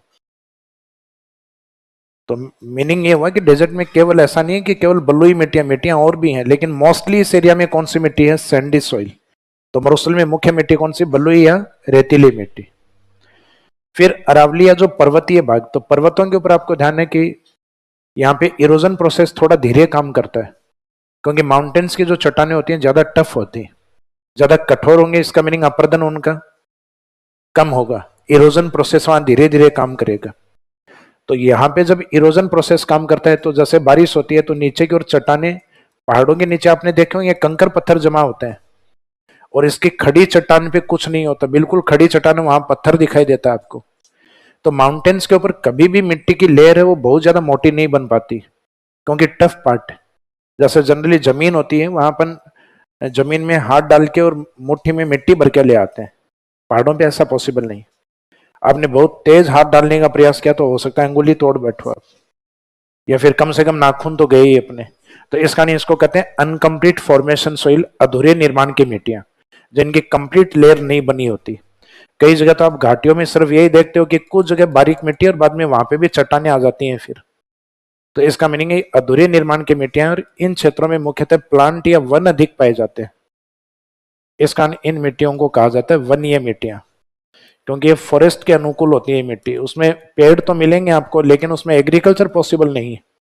तो इस कारण पर्वतीय मिट्टियों, अरावली की मिट्टियों को हम एक तो माउंटेन सॉइल, पर्वतीय मिट्टी, और एक उसमें वन अधिक होने के कारण उसको फॉरेस्ट सॉइल, वनीय मिट्टी के नाम से भी जानते हैं। तो अभी अरावली आपको हरी भरी दिखाई दे रही है, तो इसका मीनिंग वो कृषि है या वन है? तो वो वन कैटेगरी में है, तो इसका इन मिट्टियों को वनीय मिट्टी कहा गया है, फॉरेस्ट सॉइल कहा गया है। तो अरावली की मिट्टियां एक तो हो गया पर्वत मिट्टी, माउंटेन सॉइल, और एक पेड़ अधिक होने के कारण इसमें वनीय मिट्टी। मैदानी भाग में जैसे माही नदी है, बनास नदी है, चंबल नदी है, बाणगंगा नदी है, तो नदियों में क्या होता है? जल होता है, पानी होता है, और उस पानी के द्वारा जो बिछाई जाती है उसको जलोढ़ कहा जाता है, एलुवियल सॉइल। जो बारीक कण है इनको कछारी मिट्टी भी कहते हैं, पानी जिसको बिछाता है उसको कछारी सॉइल, इंग्लिश टर्म से इसकी यही यूज होती है, एलुवियल सॉइल। वैसे नदियों के अंदर जो अंतिम हिस्से पे जो नदी का पार्ट होता है वो सेडिमेंट के कारण, जैसे नदियां अपने अंतिम हिस्से तक जाते जाते क्या होता है, सेडिमेंट काफी ज्यादा बढ़ जाते हैं, इसमें अवसाद की मात्रा बहुत ज्यादा बढ़ जाती है, और लास्ट में जाते जाते नदी बिल्कुल एक समतल एरिया में आ जाती है, और बाकी उससे पहले वो एक स्लोप पे चल रही होती है, ढाल के ऊपर। तो जैसे जैसे हम स्लोप पे चलते हैं तो स्पीड बढ़ती है, लेकिन जैसे ही समतल एरिया आना स्टार्ट हो जाता है इसका मीनिंग उसकी स्पीड क्या हो जाती है फिर? कम। और जैसे ही पानी की स्पीड कम होती है तो उसके सेडिमेंट्स को ट्रांसपोर्ट करने की या आगे ले जाने की क्षमता कम हो जाती है फिर। तो सेडिमेंट उसके जो रास्ते हैं उनको ब्लॉक कर लेते हैं, तो पानी वो धीरे धीरे लास्ट पार्ट में डाइवर्ट होना स्टार्ट हो जाता है, नदियों का पानी। और डाइवर्ट होने के कारण लास्ट में जो एक ट्राइंगल शेप जो पैटर्न बनता है उसको हम क्या बोलते हैं? तो डेल्टा में जो मिट्टी पाई जाती है वो जलोढ़ मिट्टी होती है, इस कारण इसको डेल्टाई सोइल भी कहा जाता है। हालांकि राजस्थान में नदियां डेल्टा नहीं बनाती हैं, तो ये टाइटल जनरली अपने यहाँ कम ही यूज होता है, लेकिन फिर भी पूछ लें डेल्टाई सोइल कौन सी है, तो डेल्टाई सोइल एलुवियल सोइल को ही कहा गया है। कोई डेल्टा कौन बनाती है? नदियां। डेल्टा वही नदियों या जल के द्वारा बना होता है, तो इसमें भी वही है जलोढ़ मिट्टी। तो इसको जलोढ़ मिट्टी, कछारी मिट्टी या डेल्टाई सोइल, जो मोस्ट फर्टाइल सोइल, सबसे अधिक उपजाऊ मिट्टियों में से माना गया है। फिर आप हाड़ौती की ओर जाओगे तो यहाँ पे चट्टानें आती हैं बेसाल्ट। बेसाल्ट चट्टानों में Fe2O3 यानी एक तो फेरस होता है, एल्यूमिनियम होता है, चूना पत्थर होता है, और इन तीनों में केमिकल रिएक्ट जब करते हैं और इनका इरोजन या टूटना स्टार्ट होता है तो रंग सामने जनरेट होता है ब्लैक कलर। जब आपके लोहा, सिर्फ लोहा हो तो मिट्टी का रंग होगा लाल, आयरन ऑक्साइड के कारण, लेकिन लोहे के साथ अगर एल्यूमिनियम और चूना पत्थर है तो रंग आएगा काला। तो अपने ब्लैक सॉइल मुख्यतः किस क्षेत्र में पाई जाती है? हाड़ौती की ओर। हालांकि इनको कई बार मीडियम डीप ब्लैक कह दिया जाता है, मध्य से गहरी काली। तो चाहे हल्की काली कहो, चाहे मध्य काली कहो, चाहे गहरी काली कहो, काली आ गया तो इसका मीनिंग हाड़ौती है। फिर कोटा, बूंदी, बारा, झालावाड़, 4 ये मेन डिस्ट्रिक्ट माने गए। हाड़ौती फिजिकल डिवीजन में जिले आते हैं 7, लेकिन ये काली मिट्टियां होती हैं इन मुख्य 4 जिलों में अधिक होती हैं, कोटा, बूंदी, बारा और झालावाड़। तो राजस्थान के इन चारों फिजिकल डिवीजन में मिट्टी कैसी है? तो मरुस्थल वाली तो है रेत प्रकार की, रेतीली या बलुई मिट्टी। अरावली पर्वत की मिट्टियां पर्वतीय मिट्टी या वनीय मिट्टी। नदियों के जल के द्वारा बिछाई गई एलुवियल सॉइल या जलोढ़ मिट्टी या कछारी मिट्टी या डेल्टाई सॉइल। और हाड़ौती में पाई जाने वाली जो मिट्टी है ब्लैक सॉइल। और भारत में या विश्व में हम देखते हैं कि ब्लैक सॉइल जो होती है उसमें कॉटन अधिक बोया जाता है, इस कारण इनको कॉटन सॉइल भी कहा जाता है, कपासी मिट्टी। तो राजस्थान में कपास सर्वाधिक कहां पर होता है? हनुमानगढ़ में, देन गंगानगर में, देन जोधपुर में। तो इसका मीनिंग क्रॉप्स के प्रोडक्शन में केवल एकमात्र जिम्मेदारी मिट्टी की नहीं होती। कोई भी फसल जो उत्पादित होती है उसके पीछे बहुत सारे रीजन होते हैं। अब यहां लिखने को तो इस मिट्टी को हमने कॉटन सॉइल लिखते हैं, ब्लैक सॉइल को कपासी मिट्टी कहते हैं, क्योंकि हम जनरली विश्व में और इंडिया में ऐसा ही देखते हैं कि जो कॉटन है वो मुख्यतः इन्हीं मिट्टियों में ज्यादा होता है, भारत हो चाहे विश्व है। लेकिन राजस्थान में ये नियम काम नहीं करता है, कारण हमारी कॉटन की सबसे ज्यादा बढ़िया वेराइटी हाइल्डिंग वेराइटीज है वो हरियाणा की तरफ ज्यादा होती है इस साइड में। तो हरियाणा से हमने इंप्लीमेंट किए हुए हैं इधर हनुमानगढ़ और गंगानगर की तरफ। साथ में उत्तरी राजस्थान में अगर पानी नहीं है तो सिंचाई की सुविधाएं बेटर, इरिगेशन वहां बेटर है क्योंकि कैनाल्स ज्यादा है वहां, अपने इंदिरा गांधी नहर, गंग नहर, राजीव गांधी सिद्धमुख कैनाल। फिर उसके बाद में हाइल्डिंग वेराइटी जहां अधिक होती है वहां केमिकल फर्टिलाइजर का यूज अधिक होता है, तो इसका मीनिंग फर्टिलाइजर का यूज भी होता है। उर्वरक का उपयोग, तो सामान्य सी बात है जब किसान बीज महंगा यूज कर रहा है, हाइल्डिंग वेराइटीज को यूज कर रहा है, उच्च गुणवत्ता की किस्मों को यूज कर रहा है, तो उसके लिए फर्टिलाइजर भी डालेगा वो। और फर्टिलाइजर डालने के साथ उसकी ग्रोथ या प्रोडक्टिविटी ज्यादा बैठती है। और फिर बाद में कपास के पकते टाइम यहाँ की जो क्लाइमेट या जलवायु जो होती है, यानी खुला आसमान और बिना बादल वाले दिन होने चाहिए, विदाउट क्लाउडी डेज। तो वो इस साइड में वो कंडीशन इस साइड में है कि यहाँ सनी डेज यानी मुख्यतः सौर दिवस, खुला आसमान और विदाउट क्लाउडी डेज, बिना बादलों वाले दिन होते हैं जो कपास के पकने में सबसे इंपॉर्टेंट है। तो वो कंडीशन अपने हनुमानगढ़, गंगानगर, जोधपुर के आसपास बेटर है। जोधपुर कन्याकुमारी जिला है लेकिन हम कपास तक भी उत्पादित करने लग गए और प्रोडक्शन में नंबर 3rd रैंक पे आ रहे। तो ये अपने को कहीं ना कहीं काली मिट्टी देख के यूं लगता है राजस्थान के साउथ ईस्ट में कॉटन अधिक है। आंसर आता है नॉर्थ वेस्ट, हनुमानगढ़, गंगानगर, जोधपुर। अभी टॉप 3 जो डिस्ट्रिक्ट हैं कॉटन में वो सारे डेजर्ट वाले हैं, हनुमानगढ़, गंगानगर, जोधपुर। तो लिखने में अपन कॉटन सॉइल किसको लिखेंगे? ब्लैक सॉइल को। लेकिन कॉटन का उत्पादन कहां होता है वो देखेंगे एग्रीकल्चर वाले चैप्टर में, वो रटना ही पड़ेगा अपने को।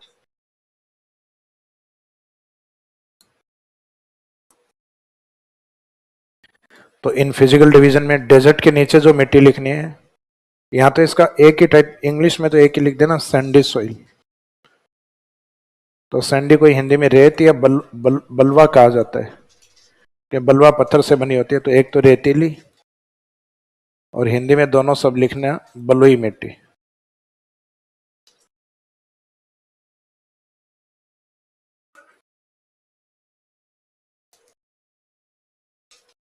सैंडी यानी रेतीली या बलुई मिट्टी। अरावली पर्वत है तो पर्वत में मिलने वाली जो मिट्टी है वो पर्वतीय, माउंटेन सॉइल। और पर्वतीय मिट्टियों में वन अधिक पाए जाते हैं, इसका नाम वन्य मिट्टी, फॉरेस्ट सॉइल। तो अरावली वाली माउंटेन सॉइल और फॉरेस्ट अधिक होने के कारण फॉरेस्ट सॉइल। मैदानी भाग वाली मिट्टियां वो नदियों के जल से बनी जमा होती हैं, तो जल वाली मिट्टियां हैं जलोढ़।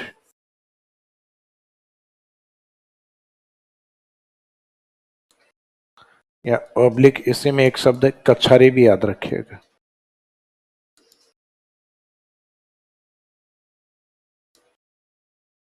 और हाड़ौती की तरफ मिलने वाली जो मिट्टी है ब्लैक सॉइल या काली मिट्टी, जनरली इसमें कॉटन का प्रोडक्शन अधिक है, तो कपासी मिट्टी।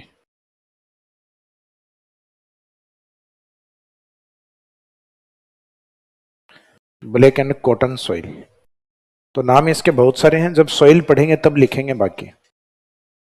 इसी को ही हम वोल्केनो सॉइल भी कहते हैं, ज्वालामुखी मिट्टी, क्योंकि ज्वालामुखी के बेसल्ट लावे से बनी होती है। इसी मिट्टी को कहा जाता है सेल्फ प्लाविंग सॉइल, स्वतः जुताई वाली मिट्टी। क्योंकि काली मिट्टियां तालाबों में आपने देखा होगा, मिट्टी सूखने के बाद इसमें क्रैकिंग आ जाती है। तो क्रैकिंग अपने खेतों में मिट्टी में तब आती है जब हल चलाते हैं। तो इसका मीनिंग इसमें अपने आप ही आती है नेचुरली, हालांकि प्रॉपर हल जैसी तो नहीं आती, लेकिन दरारें आना स्टार्ट होती है। कभी आपने अकाल के कुछ ऐसे डायग्राम और पिक्चर अपने को टीवी में दिखाए जाते हैं, जिसमें एक मजबूर किसान है, वो जमीन पे नीचे बैठा है, ऊपर आसमान की तरफ देख रहा है और जमीन फटी हुई दिखाई दे रही है। तो वो सीन और वो पिक्चर है, वो आपके महाराष्ट्र के पूर्व की पिक्चर है। वो उसके महाराष्ट्र के ईस्ट में ब्लैक सॉइल पाई जाती है। वो महाराष्ट्र का कौन सा एरिया आता है? विदर्भ, जहां इंडिया में फार्मर्स के द्वारा सुसाइड सबसे ज्यादा होते हैं। तो कारण ये है, अकाल की स्थिति होती है, किसान जमीन के लिए जो, यानी जमीन की किसान की क्रेडिट होती है। जैसे जो व्यापारी होते हैं जो लेन देन करता है बैंक से, तो बैंक उसको क्या ऑफर करता है? भाई करोड़ों का लेन देन है व्यापारी का, तो उसको लोन के बजाय क्रेडिट कार्ड भी ऑफर करता है कि आपको कुछ नहीं देना, ये बैंक की तरफ से आपकी एक क्रेडिट है, आपको 5 लाख रुपए का क्रेडिट कार्ड। इसका मीनिंग आपके पास बैंक में पैसे नहीं भी हो किसी भी कंडीशन में, तो उस समय 5 लाख का लेन देन आप बिना पैसे होते हुए भी उस कार्ड के माध्यम से कर सकते हो, क्योंकि बैंक के साथ आपका व्यवहार या व्यापार इतना बेटर रहा हुआ है कि आपकी एक क्रेडिट बन गई धीरे धीरे। तो आपको जो क्रेडिट कार्ड प्रोवाइड करवा दिया। तो किसान के लिए क्रेडिट होती है उसकी जमीन। तो इस कारण बैंक इनको क्या प्रोवाइड करवाता है? किसान क्रेडिट कार्ड, केसीसी प्रोवाइड करवाता है। तो इस साइड के किसान केसीसी ले तो आते हैं, लेकिन उस पैसे को मैनेज नहीं कर पाते। केसीसी बहुत बढ़िया मिलती है, भाई जमीन है उसके ऊपर 20-30 लाख रुपए की केसीसी मिल गई। अब वो केसीसी जो मिली, बच्चों की शादी कर देते हैं। या पड़ोसी कोई स्कॉर्पियो लेकर आया था, किसान ने लाके खड़ी कर दी स्कॉर्पियो एन, लगा दिए ठिकाने। अब उस समय तो ठीक है, खुशी भी है, लेकिन साल भर बाद में वो वापस जब जमा करवाने होते हैं तब पैसा नहीं है। और मजबूरी में कई बार उनको अपनी जमीन बेचनी होती है, और जब बारिश नहीं होती तो जमीन की कीमत भी नहीं लगती। तो मजबूरी में लगता है किसान को कि जमीन भी गई और पूरा कर्ज भी नहीं उतरा, अब क्या करें? तो वो कई बार परेशान हो गए। सुसाइड की जो घटनाएं सबसे ज्यादा इंडिया में कहाँ होती हैं? विदर्भ क्षेत्र। तो वहां ये जमीनें फटी हुई दिखाई देते हैं, तो वो ब्लैक जो सॉइल होती है उसका सीन होता है वो। इस कारण इसको कहते हैं सेल्फ प्लाइविंग सॉइल, स्वतः जुताई वाली मिट्टी। तो ये जब काली मिट्टी लिखेंगे तब इनके पूरे नाम लिखेंगे अपन, यहाँ तो सिर्फ एक टाइटल ही लिख रहे हैं कि ब्लैक और कॉटन सॉइल है। ये जल के द्वारा बिछी हुई जलोढ़ या कछारी मिट्टी। ये पहाड़ों में जहां वन अधिक मिलते हैं, तो पर्वतीय और वनीय मिट्टियां, और मरुस्थल की मिट्टियां हैं वो रेतीली और बलुई मिट्टियां। लास्ट पॉइंट इसमें लिखना क्लाइमेट या जलवायु। तो तीन तो स्टार्टिंग वाले फैक्ट हो गए, district, population, sorry area, population और डिस्ट्रिक्ट। आगे वाले दो कॉन्सेप्ट हो गए सोइल को लेकर और क्लाइमेट को लेकर।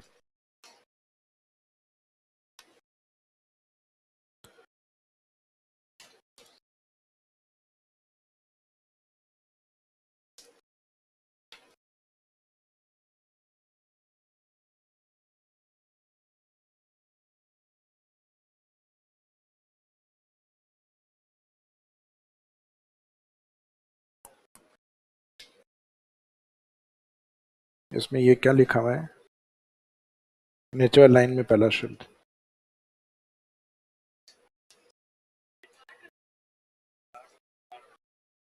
क्या चीज?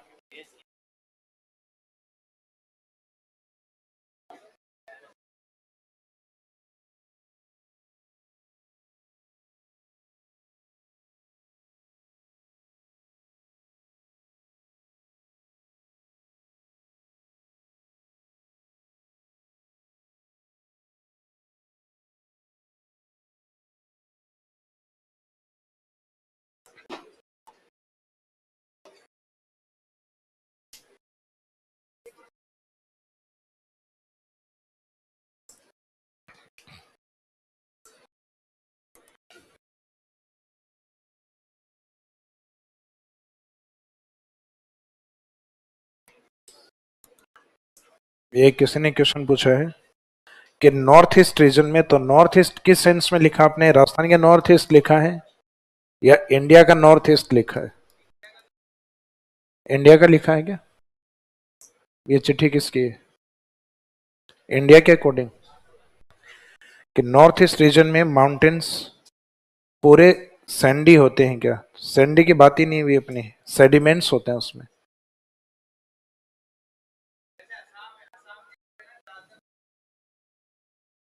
हाँ अच्छा, रेत के जो मिट्टी वाले सॉइल के बने हुए हैं, सेडिमेंट्री रॉक्स के। हाँ, तो वो कारण वही है कि वो टेथिस सी के मलबे से निकला हुआ पार्ट, और वहां जो मिट्टी मानी जाती है वो मुख्यतः थोड़ी लाल कलर की होती है, जैसे अपने केरल में होती है, जिसको हम कहते हैं लेटराइट सॉइल। लेटराइट सॉइल जो बागवानी या हॉर्टिकल्चर के लिए ज्यादा बेटर मानी गई है। जैसे फॉर एग्जांपल इंडिया के अंदर आप वेस्टर्न घाट की ओर चलोगे तो कर्नाटक और केरल की जो मिट्टियां हैं, ये हॉर्टिकल्चर एग्रीकल्चर, जैसे कॉफी के लिए, नारियल के लिए, और मुख्यतः यहाँ तीन सदन में तीन डिस्ट्रिक्ट आते हैं, जिसके तीनों की सीमा पे एक पहाड़ी आती है, नीलगिरी हिल्स। तो नीलगिरी हिल्स की लोकेशन आती है केकेटी के अंदर। केकेटी केरल, कर्नाटक, तमिलनाडु। तो उस एरिया के आसपास भी मुख्यतः इस प्रकार की मिट्टी अधिक है, और नीलगिरी मुख्यतः चाय के लिए भी प्रसिद्ध है। सदन के अंदर चाय का उत्पादन मुख्यतः तमिलनाडु में होता है, जबकि इंडिया में चाय का सर्वाधिक उत्पादन असम में होता है। इंडिया की सबसे बेस्ट क्वालिटी की चाय है वो वेस्ट बंगाल दार्जिलिंग में उत्पादित होती है। हालांकि दार्जिलिंग शब्द आज तक भी कईयों के लिए असम में है, तो दार्जिलिंग असम में नहीं है, दार्जिलिंग वेस्ट बंगाल में आता है, जहां की चाय पीना तो दूर, अपने को देखने तक को नसीब नहीं होती। दार्जिलिंग दार्जिलिंग यूरोपियन कंट्रीज को एक्सपोर्ट की जाती है। दार्जिलिंग चाय की कीमत होती है 8,000 रुपए से 10,000 रुपए प्रति किलो। पूरी बोरी की कीमत नहीं है, 1 किलो चाय की कीमत। अपने आती है जो लो क्वालिटी, लाल घोड़ा, काला घोड़ा, बाघ बकरी, बढ़िया क्वालिटी है, रेड लेबल और ताज, वो होती है। तो ये जो आपने पूछा है वो जो लेटराइट सोइल है वो वाला है, असम वाली, जो सेडिमेंट्स के रूप में है।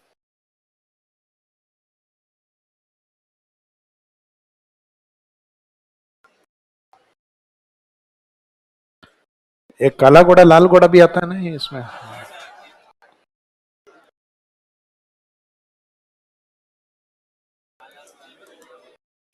हाँ जी, राजस्थान के अंदर क्लाइमेट का लगभग आइडिया है आप लोगों को, क्योंकि हमने डेजर्ट को पहले भी इसमें बताया था ना, प्रोफेसर वीसी मिश्रा सर के अकॉर्डिंग, एरिड और सेमेरिड। तो डेजर्ट में दो क्लाइमेट होते हैं, जहां थोड़ी कम वर्षा होती है, 25 सेंटीमीटर से कम, वो क्लाइमेट कैसा है? एरिड क्लाइमेट, शुष्क जलवायु। शुष्क नहीं, शुष्क, शुष्क है।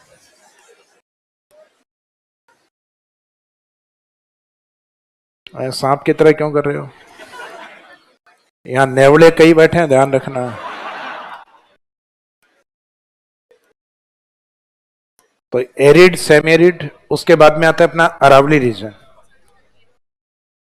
अरावली वाला जो पार्ट है, उसके बाद में जो ईस्टर्न प्लेन, पूर्वी मैदान, और राजस्थान में हाड़ौती, और कुछ आंशिक भाग इधर माही बेसिन, ये राजस्थान में अधिक वर्षा वाले एरिया में आता है। मैदान का कुछ हिस्सा और मेनली हाड़ौती का पार्ट, बांसवाड़ा, डूंगरपुर, प्रतापगढ़, फिर झालावाड़, कोटा और बारा। तो राजस्थान में अरावली से मैदानी भाग और मैदानी भाग से हाड़ौती, इन क्षेत्रों में क्लाइमेट थोड़ी ज्यादा ह्यूमिड या आर्द्र टाइप रहती। तो इस आर्द्रता का जो सीक्वेंस है वो आपका डेजर्ट से इस साइड में कंटिन्यूस बढ़ता रहता है। तो इसको तो हम कहेंगे वेरी ह्यूमिड, अति आर्द्र। आर्द्र से थोड़ी अति आर्द्र से थोड़ी कम है उसको हम कहेंगे ह्यूमिड क्लाइमेट, आर्द्र जलवायु। आर्द्र से भी कम है उसको कहेंगे सब ह्यूमिड, उपाद्र। तो उपाद्र, आर्द्र, अति आर्द्र। तो ये ह्यूमिड में ये एवरेज है, ह्यूमिड आर्द्र, ये एवरेज से कम है और ये एवरेज से अधिक है। तो ये तो है आर्द्र, आर्द्र से कम उपाद्र, और आर्द्र से अधिक अति आर्द्र। तो उपाद्र, आर्द्र, अति आर्द्र, humid climate, sorry sub humid climate and very humid climate. Desert में होती है एरिड और सेमेरिड, शुष्क, अर्ध शुष्क, उपाद्र, आर्द्र, अति आर्द्र। तो राजस्थान में क्लाइमेट जोन कितने हैं? 5। Physical division 4। डेजर्ट में 2 क्लाइमेट लिखने आपको, एरिड एंड सेमेरिड, बाकी सब में सिर्फ एक एक लिखने। तो ये लास्ट वाला जो क्लाइमेट वाला पॉइंट है, ये अलग से आपका चैप्टर भी है, नेक्स्ट टॉपिक है आपका ये, जिसमें इसको हम वापस से रिपीट करेंगे। वहां क्लाइमेट को हम प्रायोरिटी में लेंगे, यहाँ प्रायोरिटी में अपने फिजिकल डिविजन्स हैं।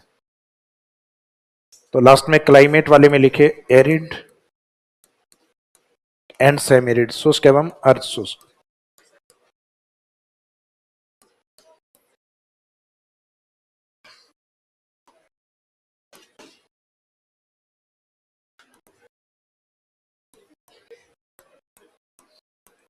Arid and semi arid. फिर आगे कंटिन्यूस आप अरावली की ओर चलोगे तो अरावली में क्लाइमेट, मैदानी भाग वाली जो क्लाइमेट होती है, यानी जो ह्यूमिड आर्द्र होती है उससे कम आर्द्र होती है। तो ह्यूमिड से कम आर्द्र है तो इसका मीनिंग सब ह्यूमिड। आर्द्र से कम वर्षा है तो इसका मीनिंग वो उप आर्द्र। इसमें इस तरीके से भी लिख सकते हो, उप को अलग करके और आर्द्र को इस तरीके से आगे लिख दो चाहे, तो ये उप आर्द्र या उपार्द्र जलवायु। नेक्स्ट है आर्द्र जलवायु, और आर्द्र से भी अधिक है तो अति आर्द्र, यानी ह्यूमिड से पहले वेरी टाइटल लग जाएगा, वेरी ह्यूमिड।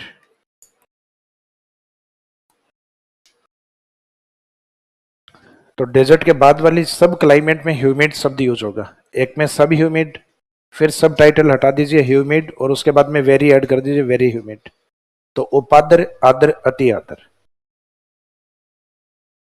तो ये राजस्थान के फिजिकल डिवीजन की एक जनरल स्टडी जो होती है, यानी सामान्य एक अध्ययन होता है, वो अपना कंप्लीट हो गया। तो इन फैक्ट में से निकाल के कई बार कुछ क्वेश्चन हैं वो दे दिए जाते हैं। जैसे फॉर एग्जाम्पल राजस्थान में सबसे बड़ा फिजिकल डिवीजन डेजर्ट है, तो सबसे बड़ा इसका मीनिंग अपने को एरिया पता होना चाहिए। तो एरिया में पता है कि डेजर्ट सबसे बड़ा है 61.11। एक स्टेटमेंट दिया गया कि राजस्थान का स्मॉलेस्ट फिजिकल डिवीजन, स्मॉलेस्ट का मीनिंग छोटा एरिया, सबसे छोटा एरिया हार्डोती है। तो स्टेटमेंट बिल्कुल सही है। और गलती से ये लिख दिया हो या एग्जामिनर ने जानबूझ के स्टेटमेंट दिया हो कि अरावली राजस्थान में स्मॉलेस्ट पार्ट, तो स्टेटमेंट गलत, क्योंकि अरावली राजस्थान में 9% पार्ट है, उससे भी छोटा अपने हार्डोती है, ना कि अरावली। अरावली सेकंड स्मॉलेस्ट है, यानी हार्डोती के बाद जो एरिया ज्यादा है वो अरावली का। अरावली से अधिक मैदान और मैदान से भी अधिक डेजर्ट का।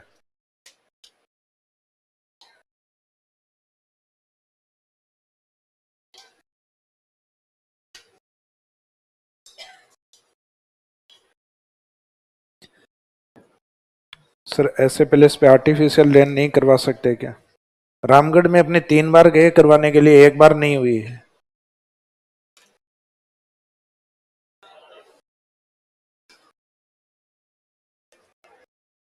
देखो अपने को जो चीजें अभी पॉसिबल नहीं उन पे सोचना भी नहीं। जैसे मेरे को ध्यान है कि मैं एक बैच में पढ़ा रहा था कि अपने यहाँ राजस्थान के अंदर जो अरावली माउंटेन है वहां उसकी चौड़ाई जहाँ पे अधिक है, तो जहाँ चौड़ाई अधिक है वहां वो क्या करते हैं, इजिली मानसून को रोक पाती है। जैसे सिरोही में, उदयपुर में, डूंगरपुर में, तो इन जिलों में अच्छी बारिश होती है अपने। तो एक स्टूडेंट ने कहा कि सर कोई बात नहीं, अरावली नहीं है तो अपने यहाँ इस साइड में दीवार नहीं बना सकते क्या, एक कि एक दीवार बना ले यूं इस तरीके से, और फिर आने वाले मानसून को इधर ही रोक लें। तो इसका मीनिंग है कि अपन जो नेचुरल है, जो विंड्स हैं, उनके लिए कुछ बैरियर्स नहीं बना सकते, क्योंकि अगर यहाँ बना दिए तो बाद में पंजाब, हिमाचल वाले वहां का ड्रेनेज सिस्टम प्रभावित होगा। तो इसका मीनिंग नेचुरल कंडीशन जिस तरीके से है, इसके लिए बेस्ट उपाय और क्या हो सकते हैं, उनको अपनाया जा रहा है। और वो अपनाए जा रहे हैं, जैसे अरावली के वेस्ट में अगर हम प्लांटेशन करना स्टार्ट कर दें तो उससे पश्चिमी राजस्थान में जहां वन होंगे तो वहां पे ह्यूमिडिटी बढ़ना स्टार्ट हो जाती है। और फॉरेस्ट है वो भी एज ए बैरियर का काम करते हैं, यानी इस प्रकार के प्लांट आपको लगा दिए जाएंगे, ह्यूमिडिटी अगर नीचे वाले एरिया पे हो या जहां पेड़ होंगे वहां पे ह्यूमिडिटी अधिक होगी, तो उससे भी धीरे धीरे बायोडाइवर्सिटी चेंज हो सकती है। जैसे हम देख रहे हैं 1961 से आईजीएनपी ओपन हुई है और उसके बाद में 2025 तक वहां आईजीएनपी का पानी यूज किया जा रहा है जमीन के अंदर कंटिन्यूस। तो आईजीएनपी का पानी कम से कम हमारा तो नहीं है, वो पानी है उस साइड में आई हुई सतलज और व्यास का पानी, और वो जमीन में हम कंटिन्यूस डाल रहे हैं। तो इसका मीनिंग है जमीन के अंदर ग्राउंड वाटर कंटिन्यूस क्या हो रहा है, वहां बढ़ रहा है वहां। अब पहले जैसे जैसलमेर, तो आप कहोगे जैसलमेर में कहाँ पानी है, जैसलमेर में पानी पूर्वी राजस्थान के जिलों से भी बेटर है। कुछ जगह जैसलमेर में पानी है मात्र 200 से 300 फीट पर, जबकि पूर्वी जिलों में झुंझुनू या सीकर की स्थितियां ऐसी हैं कि पानी 400 और कुछ जगह 500 फीट पे भी पानी नहीं है, ये कंडीशन है। जबकि जैसलमेर का आप में से कौन है कि जमीन में कितने डीप में है पानी? मोहन, हाँ, जिन एरिया जहां नहीं है वहां तो तेल निकल आएगा जमीन में से, आदमी का तो निकल ही जाएगा, लेकिन जमीन में से तेल, पेट्रोल, गैस ये पहले निकल आएंगे, लेकिन पानी नहीं निकलेगा। लेकिन जहां पे पानी है वहां, यानी एक तो आईजीएनबी का निकटतम एरिया और एक जलपट्टी का एरिया लाठी सीरीज, यानी जिसको हम कहते हैं सरस्वती नदी का प्राचीन मार्ग, यानी एंशियंट पथ या एंशियंट रूट ऑफ सरस्वती, उस एरिया में पानी 200 फीट के डीप में भी पानी मिल जाएगा आपको। पोखरण मोहनगढ़ के बीच में एक एरिया था, चांदन, लाठी सीरीज, इन एरिया में पानी काफी ऊपर तक। सर यस, भारत में सर 2 डेजर्ट पाए जाते हैं, लद्दाख और थार का मरुस्थल। लेकिन सर एक तीसरा डेजर्ट भी है जो साउथ में है, थेरिकाडू।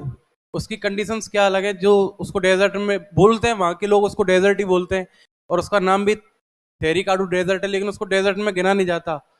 इसका रीजन क्या है सर? उसकी ऐसी जलवायु कंडीशन क्या अलग है जो उनको डेजर्ट में नहीं गिना जाता?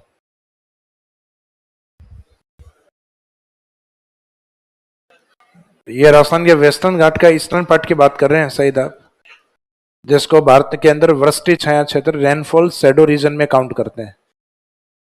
वृष्टि छाया क्षेत्र, वृष्टि का मीनिंग होता है जहां वर्षा हो, और छाया का मीनिंग जहां नहीं हो। तो इसका मीनिंग रेनफॉल शैडो रीजन। जैसे नहीं कहते भूकंप छाया क्षेत्र, तो भूकंप का जिस एरिया में इफेक्ट होता है वो भूकंप इफेक्टिव रीजन होता है, और जहां भूकंपीय तरंगें नहीं पहुंच पाती उसको अर्थक्वेक शैडो रीजन में काउंट किया जाता है। तो यहाँ वेस्टर्न घाट की जो पहाड़ियां होती हैं, उन पहाड़ियों की एक निश्चित हाइट होती है। उस हाइट पे जैसे ही मानसून यहाँ टकराता है तो इसके वेस्टर्न पार्ट में बारिश होती है, और यहाँ से बहुत सारी नदियां अरेबियन सी की ओर जाती। लेकिन इसके जस्ट ईस्ट वाले पार्ट में वर्षा बहुत कम होती है। फॉर एग्जाम्पल जैसे मुंबई वगैरह है, महाराष्ट्र का मुंबई तट पे है इस साइड में, तो इसमें आपको वर्षा मिलेगी लगभग 400-500 सेंटीमीटर से भी ज्यादा, यानी लगभग 4000-5000 मिलीमीटर वर्षा होती है मुंबई के अंदर। ये तो सेंटीमीटर है, मिलीमीटर में 10 से मल्टीपल करना होता है। विदर्भ एरिया में जाइए आप, 75 सेंटीमीटर भी वर्षा नहीं है, आपको यूं लगेगा जैसे राजस्थान के पास आ गए और अरावली के आसपास की स्थिति आ गई। तो इसका मीनिंग ये कंपेरेटिव एरिड होता है पूर्वी ये इसका वेस्टर्न पार्ट, सॉरी वेस्टर्न घाट का ईस्टर्न पार्ट। इस कारण इसको डेजर्ट कंडीशन, और कारण यह है कि वेस्टर्न घाट में वर्षा इतनी ज्यादा है कि इसके ईस्टर्न पार्ट में नदियां काफी बड़ी निकलती, गोदावरी, कृष्णा, कावेरी, तो इस प्रकार की बड़ी नदियां होने के कारण वर्षा की दृष्टि से तो ये क्या हो गया, डेजर्ट कंडीशन। लेकिन उस एरिया में रिवर्स की अप्रोच होने के कारण ये कंप्लीट डेजर्ट कंडीशन में नहीं आता। जैसे राजस्थान का वेस्टर्न डेजर्ट भी कंप्लीट डेजर्ट नहीं है। इस कारण स्टडी में हमें उसके भी 2 पार्ट करने होते हैं। एक तो रियलिस्टिक डेजर्ट होता है, एरिड डेजर्ट 0 से 25 सेंटीमीटर का पार्ट, फिर एक दूसरा 25 से अरावली तक का पार्ट होता है जिसको हम कहते हैं सेमेरी डेजर्ट। तो हमारे डेजर्ट को भी 2 पार्ट्स में इसलिए डिवाइड किया गया है क्योंकि उसकी डेजर्ट कंडीशन वास्तव में लेस देन 25 वाली होती है। इंटरनेशनल लेवल पे वास्तव में डेजर्ट का डेफिनेशन यही होता है, 25 सेंटीमीटर से कम वर्षा वाले भौतिक प्रदेश को डेजर्ट कहा जाता है। जबकि हमारे राजस्थान में तो हम जिस पार्ट की स्टडी कर रहे हैं वो 50 सेंटीमीटर से कम वाला है। तो इस कारण उसका अध्ययन हम 2 भागों में करते हैं, फिर एक तो रियल डेजर्ट और एक सेमेरी डेजर्ट। रियल डेजर्ट यानी एरिड डेजर्ट, और सेमेरी डेजर्ट यानी 25 से 50 सेंटीमीटर वाला। तो आपने जो पूछा कि सर ये कंप्लीट डेजर्ट कंडीशन में क्यों नहीं है, तो ये मोर देन 25 सेंटीमीटर, ये 25 सेंटीमीटर से एवरेज वर्षा अधिक लेता है। और कंपेरेटिव डेजर्ट ये इसलिए क्योंकि यहाँ बहुत अधिक वर्षा है और उसके कंपैरिजन में यहाँ वर्षा बहुत कम है, इस कारण इसको उस कंपैरिजन में डेजर्ट बोला गया है। उस कंपैरिजन में इसको रेनफॉल शैडो रीजन में काउंट किया गया है। तो ये इंडियन ज्योग्राफी में आएंगे, ये यहां मत पूछो, और मेरे को सब आता है भाई। ये चीजें देखो, आपके सिलेबस में इंडियन ज्योग्राफी नहीं हो तो अब आपका यहाँ पूछना रीजन बनता है कि सर हमारी इंडियन ज्योग्राफी नहीं है, हम ज्योग्राफी के बारे में जानना चाहते हैं, तो वहां पूछेगा। क्योंकि यहाँ ये पूछोगे तो अनावश्यक जो सिलेबस आपको पढ़ना है वो नहीं पढ़ोगे, डाइवर्ट हो जाओगे। ये चीजें आप फिर बाद में वापस पढ़ोगे, यही इंडियन ज्योग्राफी में आपको वापस पढ़ाई जाएंगे वापस। तो ऐसे पार्ट जो आपको भी पता है सिलेबस का पार्ट है, तो उनको 2 बार मत पढ़िएगा। और ये क्वेश्चन जनरली उन स्टूडेंट के होते हैं जो या तो साइंस वाले हैं जिन्होंने सेल्फ स्टडी ऑलरेडी कर रखी है, या ऑलरेडी जो ज्योग्राफी का स्टूडेंट है उसका ही क्वेश्चन होता है जनरली। आपकी सब्जेक्ट स्ट्रीम क्या थी जो जिन्होंने क्वेश्चन पूछा था? ज्योग्राफी सब्जेक्ट है ना आपका? हाँ, बागेश्वर।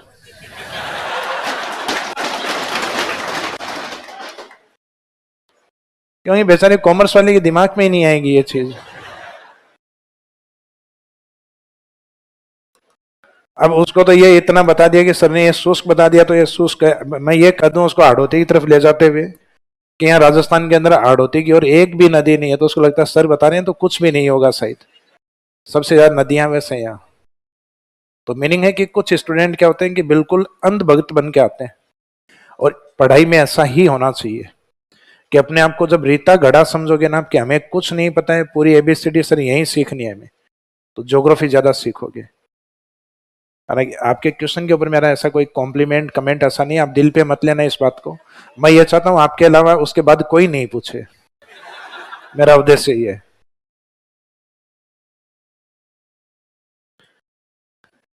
तो क्वेश्चन पूछिएगा, ज्योग्राफी राजस्थान वाले पार्ट में पूछो, क्योंकि ये इससे अब क्या हुआ कि हम जिस ट्रैक पे चल रहे थे ना, उस ट्रैक से पहले तो पहुंचा दिया इन्होंने असम के अंदर, आपने पहुंचा दिया साउथ के अंदर, तो अपना भारत भ्रमण चल रहा है, राजस्थान नहीं चल पा रहा है। तो अब इसमें सबसे ज्यादा नुकसान उन बच्चों का जिनको ज्योग्राफी सबसे कम आती है, तब उनको लगता है कि राजस्थान वाली बात कर रहे थे वो तो आ ही नहीं रही थी अपने को, ये बीच में असम वाली बात की है उसमें भी अपन डाइवर्ट हो गए, वहां पे भी तो अपने ढापा चूक बोलते हैं उसको, तो वहां पे भी हमारे ढापा चूक हो गया। और अब ये साउथ वाला क्या वरष्टी छाया क्षेत्र, क्या गोदावरी, क्या कृष्णा, क्या कावेरी, ये भी हमारे ढापा चूक। तो इसका मीनिंग सबसे ज्यादा नुकसान उन बच्चों का होता है जिनको वास्तव में कुछ नहीं आ रहा होता, और ये इतनी सारी बातें सुन के और कुछ नहीं आता फिर।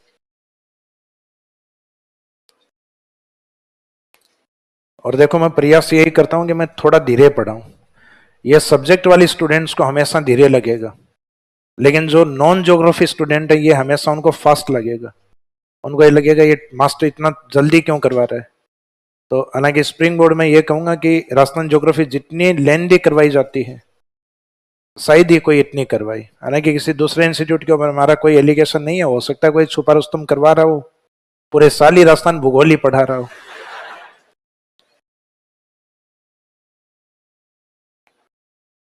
हाँ जी, तो अब हम इनमें चारों फिजिकल डिवीजन जो हमने डिवाइड किए हैं ऊपर, डेजर्ट, अरावली, ईस्टर्न प्लेन पूर्वी मैदान, और हाड़ौती। अब इसमें स्टार्ट करेंगे वन बाय वन। तो सबसे पहला हेडिंग रहेगा अपना, अब यहाँ डेजर्ट को सिर्फ डेजर्ट के नाम से नहीं लिखते हैं, अपनी ज्योग्राफी की बुक में इसको नाम दिया जाता है उत्तरी पश्चिमी मरुस्थल, नदर्न वेस्टर्न डेजर्ट।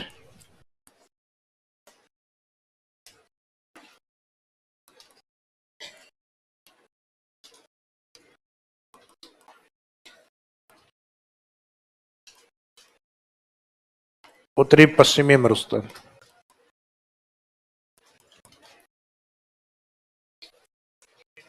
हाँ हेडिंग ये।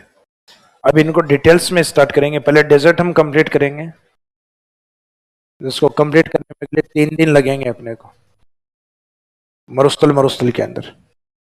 फिर अरावली भी एक ऐसा बड़ा हिस्सा है, इसको भी कंप्लीट करने में लगभग इतने ही दिन, यानी एक वीक में ये 2 पार्ट कंप्लीट होंगे अपने, आगे वाली फिर एक एक दिन में कंप्लीट होंगे।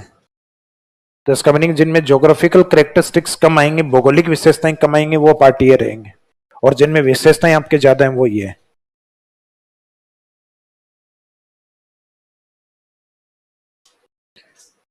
तो नॉर्थ, ये अपने northern and western desert, sorry northern western desert, उत्तरी पश्चिमी मरुस्थल, ये नाम इसको इसलिए दिया गया है क्योंकि राजस्थान का नॉर्थ वेस्ट जो पार्ट है वो किस प्रकार की ज्योग्राफिकल कंडीशन रखता है, तो वो तो हमें पता है कि ये डेजर्ट। दूसरा, वो राजस्थान के किस भाग में है, वो राजस्थान के नॉर्थ वेस्ट में, इस कारण उसका हेडिंग अपने लिया नदर्न वेस्टर्न डेजर्ट, उत्तरी पश्चिमी मरुस्थल। तो ये तो इसका नाम हो गया डायरेक्शन के according, north west desert, point first में डेजर्ट। अब इस डेजर्ट का हमने जो नाम रखा हुआ है वो क्या है, थार डेजर्ट।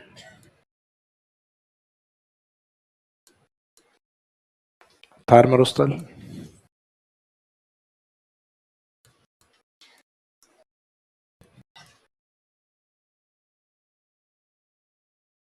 इसको ग्रेट डेजर्ट ऑफ इंडिया भी बोला गया, भारत का महान मरुस्थल या भारत का वृहद मरुस्थल, क्योंकि इंडिया में सबसे बड़ा डेजर्ट यही है, इसका ग्रेट डेजर्ट ऑफ इंडिया।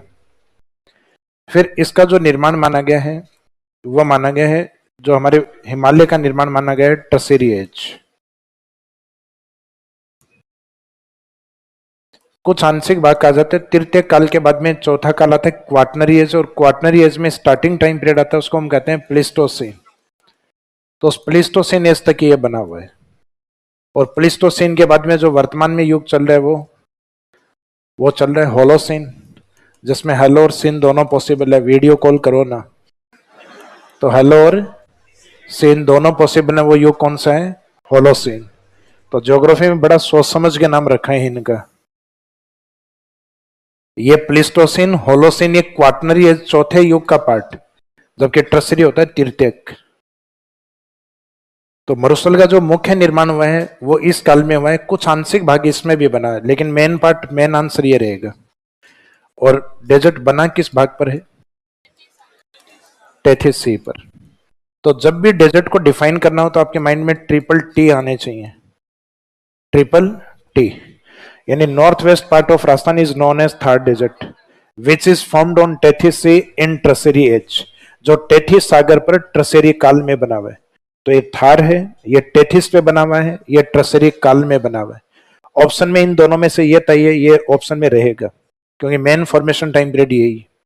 दोनों एक साथ हैं तो दोनों को ठीक करेंगे अपन, और अगर ये ऑप्शन दोनों अलग अलग हैं तो प्रायोरिटी में हम किसको देंगे? ट्रसेरी तृतीयक काल को, तृतीयक युग को। तो ये टी थार है, ये टी ट्रसेरी है, और ये टी टेथिस। तो डेजर्ट का स्टार्टिंग में हम इसको डिफाइन ट्रिपल टी के माध्यम से करेंगे। तो फर्स्ट लाइन में लिखिएगा,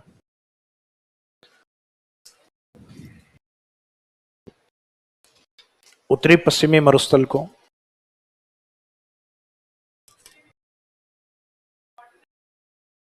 हाँ यही मैंने बताया, ये क्वाटनरी एज का पार्ट है। क्वाटनरी का primary part Pleistocene, secondary part Holocene.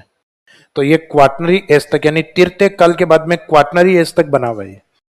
तो क्वाटनरी एज का प्राइमरी पार्ट कौन है? प्लीस्टोसिन। और क्वाटनरी एज का सेकेंड पार्ट कौन है? होलोसिन। तो ये प्लीस्टोसिन तक बना है जब मैदानी भागों का निर्माण स्टार्ट हुआ। तो मैदानी भागों का निर्माण किस एज में स्टार्ट होता है? प्लीस्टोसिन। इंडिया के अंदर, राजस्थान के पूर्व के अंदर। तो अपने मैदान किस युग में बने हुए हैं? प्लीस्टोसिन। इस कारण हम कहते हैं कि डेजर्ट है वो पहले बना हुआ है। जैसे कुछ बुक्स में डेजर्ट को नया बताया गया है, तो डेजर्ट कैसे नया हो सकता है? जब वो ट्रिसेरी तीसरे काल में बना हुआ है, जबकि मैदानी भाग क्वाटनरी एज में आते हैं। क्वाटनरी एज के दो पार्ट है, प्लीस्टोसिन और एक जो चल रहा है अभी, होलोसिन। तो मैदानी भागों का निर्माण तो आज भी हो रहा है कंटिन्यूस, क्योंकि नदियां आज भी बहती हैं, सेडिमेंट को आज भी जमा करती हैं। तो इसका मीनिंग मैदानी भाग न्यूली फिजिकल डिवीजन में है, और उसके कंपैरिजन में डेजर्ट है वो बन चुका है ट्रसेरी एज में। अब तो सिर्फ उसका क्या हो रहा है? एक्सटेंशन हो रहा है, विस्तार हो रहा है कंटिन्यूस, जिसको हम कहते हैं डेजर्टिफिकेशन, मरुस्थलीकरण। तो इसमें उत्तरी पश्चिमी मरुस्थल को थार मरुस्थल या भारत का महान मरुस्थल कहा जाता है। नॉर्थ वेस्ट डेजर्ट या north west desert of Rajasthan भी लिख सकते हो, क्योंकि हम राजस्थान के अकॉर्डिंग ही लिख रहे हैं, तो राजस्थान नहीं लिखो तो भी चलेगा। तो north west desert of Rajasthan is known as Thar desert और ग्रेट डेजर्ट ऑफ इंडिया। उत्तरी पश्चिमी मरुस्थल को थार मरुस्थल या भारत का महान मरुस्थल कहा जाता है। North west desert of Rajasthan is known as Thar desert और ग्रेट डेजर्ट ऑफ इंडिया। फिर उसी में आगे कंटिन्यूस लिखे, जिसका निर्माण टेथिस सागर पर, जिसका निर्माण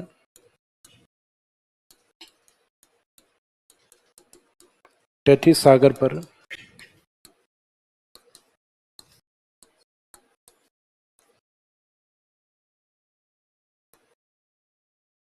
ट्रसेरी काल, और इसके साथ एक और लिख सकते हो प्लिस्टोसिन काल में हुआ है।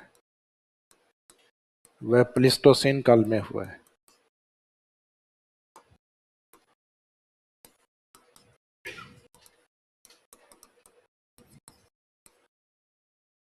तो which is found on Tethys C,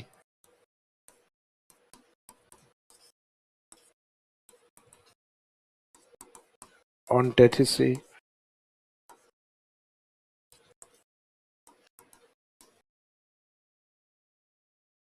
in Tertiary age and Pleistocene age.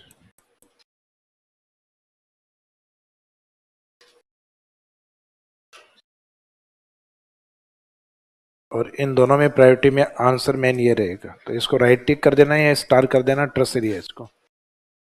तो which is formed on Tethys in tertiary age and pleistocene age, जिसका निर्माण टेथिस सागर पर ट्रसरी काल व प्लिस्टोसिन काल में हुआ है। तो इसका मीनिंग ये तीनों टी आप याद रखिए कि राजस्थान के उत्तरी पश्चिमी मरुस्थल को थार जो टेथिस सागर में और मुख्यतः ट्रसरी काल में बना हुआ है। अब निर्माण के बाद में इस डेजर्ट का अपना एक विस्तार आता है। विस्तार वाले पार्ट में मोस्टली फैक्ट यूज करते हैं अपन, या फैक्ट पूछे जा सकते हैं यहाँ पर। तो इसमें नेक्स्ट लिखे एक्सटेंशन।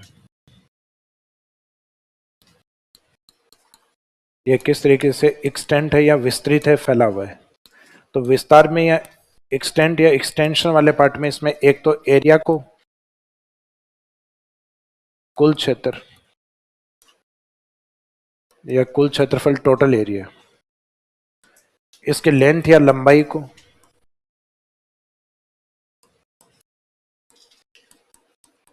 इसमें चौड़ाई कितनी है डेजर्ट की, इसके विड्थ वाले पार्ट को, इसके एवरेज हाइट या औसत ऊंचाई, यानी सारे फैक्ट हैं आपके जिसमें डेटा लिखने हैं अपने को। एवरेज हाइट,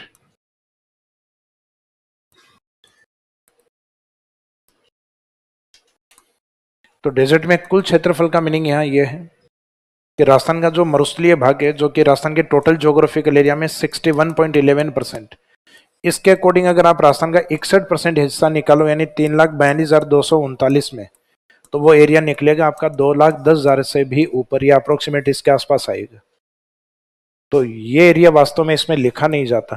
परसेंटेज में तो हम ये डेटा लिखते हैं, लेकिन जब एरिया पे बात आती है तो शायद उसमें कहीं ना कहीं वेजिटेशनल पार्ट या वनस्पति वाले एरिया को कम करके फिर लिखा जाता है। जब वर्ग किलोमीटर डेटा लिखे जाते हैं तो इसमें डेटा आपका कम आता है, और वो कम डेटा आता है 1,75,000 वर्ग किलोमीटर, और जिसमें भी डेजर्ट के दो हिस्से शामिल हैं, एरिड और सेमी एरिड। तो इसका मीनिंग राजस्थान का जो शुष्क मरुस्थल है वो ज्यादा बड़ा है, 1,00,000 वर्ग किलोमीटर, और उसके सामने सेमी एरिड कितना है, 75,000। और डेटा को बोलते हैं तब भी ऐसा ही बोलते हैं हम, 1,75,000। तो 1,00,000 एरिड का है और 75,000 सेमी एरिड का है। तो जब एरिया वाइज इसको पूछा जाए यानी वर्ग किलोमीटर यूनिट के अंदर, तब इसका आंसर आपको 1,75,000। और ये कम करके क्यों बताया हुआ है, इसके पीछे कोई रीजन नहीं दिया हुआ, लेकिन वर्ग किलोमीटर में जब भी पूछे तो आपको आंसर यही मानना है। हिंदी गणित अकादमी, राजस्थान बोर्ड, सब बुक्स में यही लिखा हुआ है। लेकिन जब आपके परसेंटेज फैक्ट में पूछा जाए तो परसेंटेज फैक्ट में आपको आंसर कितना लेके चलना है, 61.11%।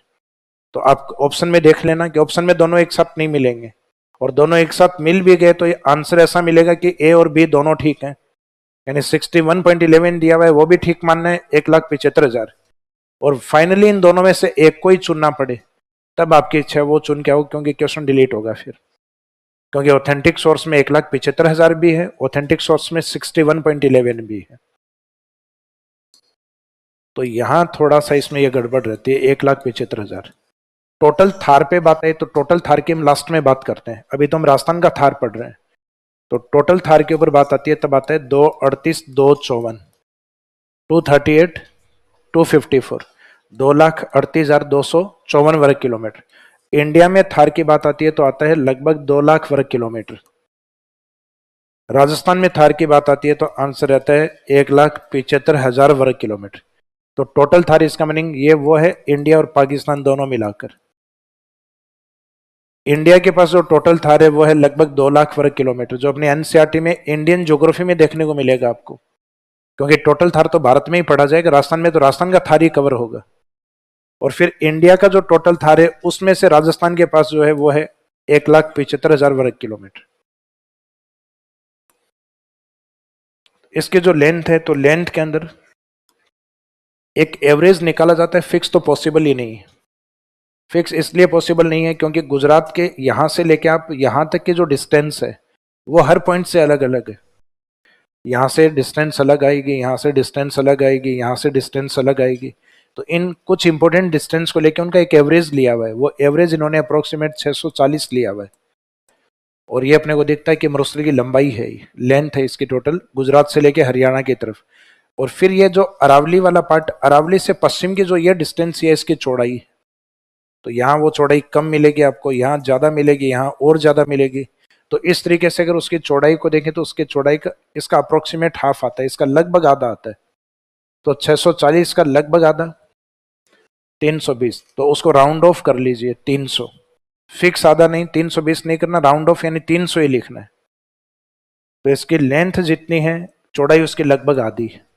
तो लेंथ अभी कितनी बताई, 640 किलोमीटर, और चौड़ाई उसकी लगभग आधी है, राउंड फिगर में 300 किलोमीटर। मरुस्थल का जो एवरेज हाइट है, तो एवरेज हाइट का मीनिंग हाइट भी हर जगह फिक्स नहीं है। जैसे अपने यहाँ अजमेर से नाग पहाड़ियां, अजमेर के पश्चिम में जो अरावली है वो इस तरीके से है, सर्पिलाकार, किस शेप में दिखाई देती है, वो सांप की आकृति में दिखाई देती है। इसका अजमेर के पश्चिम की पहाड़ियों को हम क्या बोलते हैं, नाग पहाड़ियां। और ये नाग पहाड़ियों से वेस्ट में एक नदी ओरिजिनेट होती है जिसको हम कहते हैं लूणी नदी। तो लूणी नदी यहाँ से निकल के और गुजरात की तरफ जाती है, तो इसका मीनिंग ये तय हो गया कि नागौर अजमेर के आसपास का जो स्लोप है वो सदन में चलता है फिर, क्योंकि पानी और ड्रेनेज सिस्टम हमेशा ढाल के अकॉर्डिंग बहता है। क्योंकि किसी नदी को कभी आपने पहाड़ पे चढ़ते हुए नहीं देखा होगा, मैंने भी नहीं देखा आज तक। इसका मीनिंग नदियां हमेशा स्लोप के अकॉर्डिंग चलती हैं, ढाल के अकॉर्डिंग। तो गुजरात की ओर क्यों जाती हैं, क्योंकि ढाल है इधर। कहा जाता है रन ऑफ कच्छ तक पहुंचते पहुंचते आप 150 मीटर की हाइट पे आ जाते हो, और जब आप नागौर और इस साइड से चलते हो तो यहाँ हाइट होती है लगभग 300 से 400 मीटर के आसपास। क्योंकि नागौरी जो जमीन है उसको कहा गया नागौरी अपलैंड, नागौरी उच्च भूमि। और बाकी जो डेजर्ट है उसमें एवरेज हाइट डेजर्ट की 200 से 300 मीटर के बीच में होती है अपने। तो इसका मीनिंग इसका एवरेज अगर निकालोगे तो वो आएगा 250 मीटर। तो राजस्थान के अंदर सबसे ऊंचा भौतिक प्रदेश अपने अरावली, लगभग 930 मीटर। और ये सामान्य सी बात है कि अपने को पता है कि पर्वत ऊपर होते हैं, तो अरावली माउंटेन सबसे ऊपर, उसके हाड़ोती अप्रोक्सीमेट आधा कर दो तो ये 1000 के आसपास है, तो इसका आधा लगभग 500। और इसका भी आधा है मरुस्थल और मैदानी भाग, 200 से 300 यानी लगभग 250 मीटर।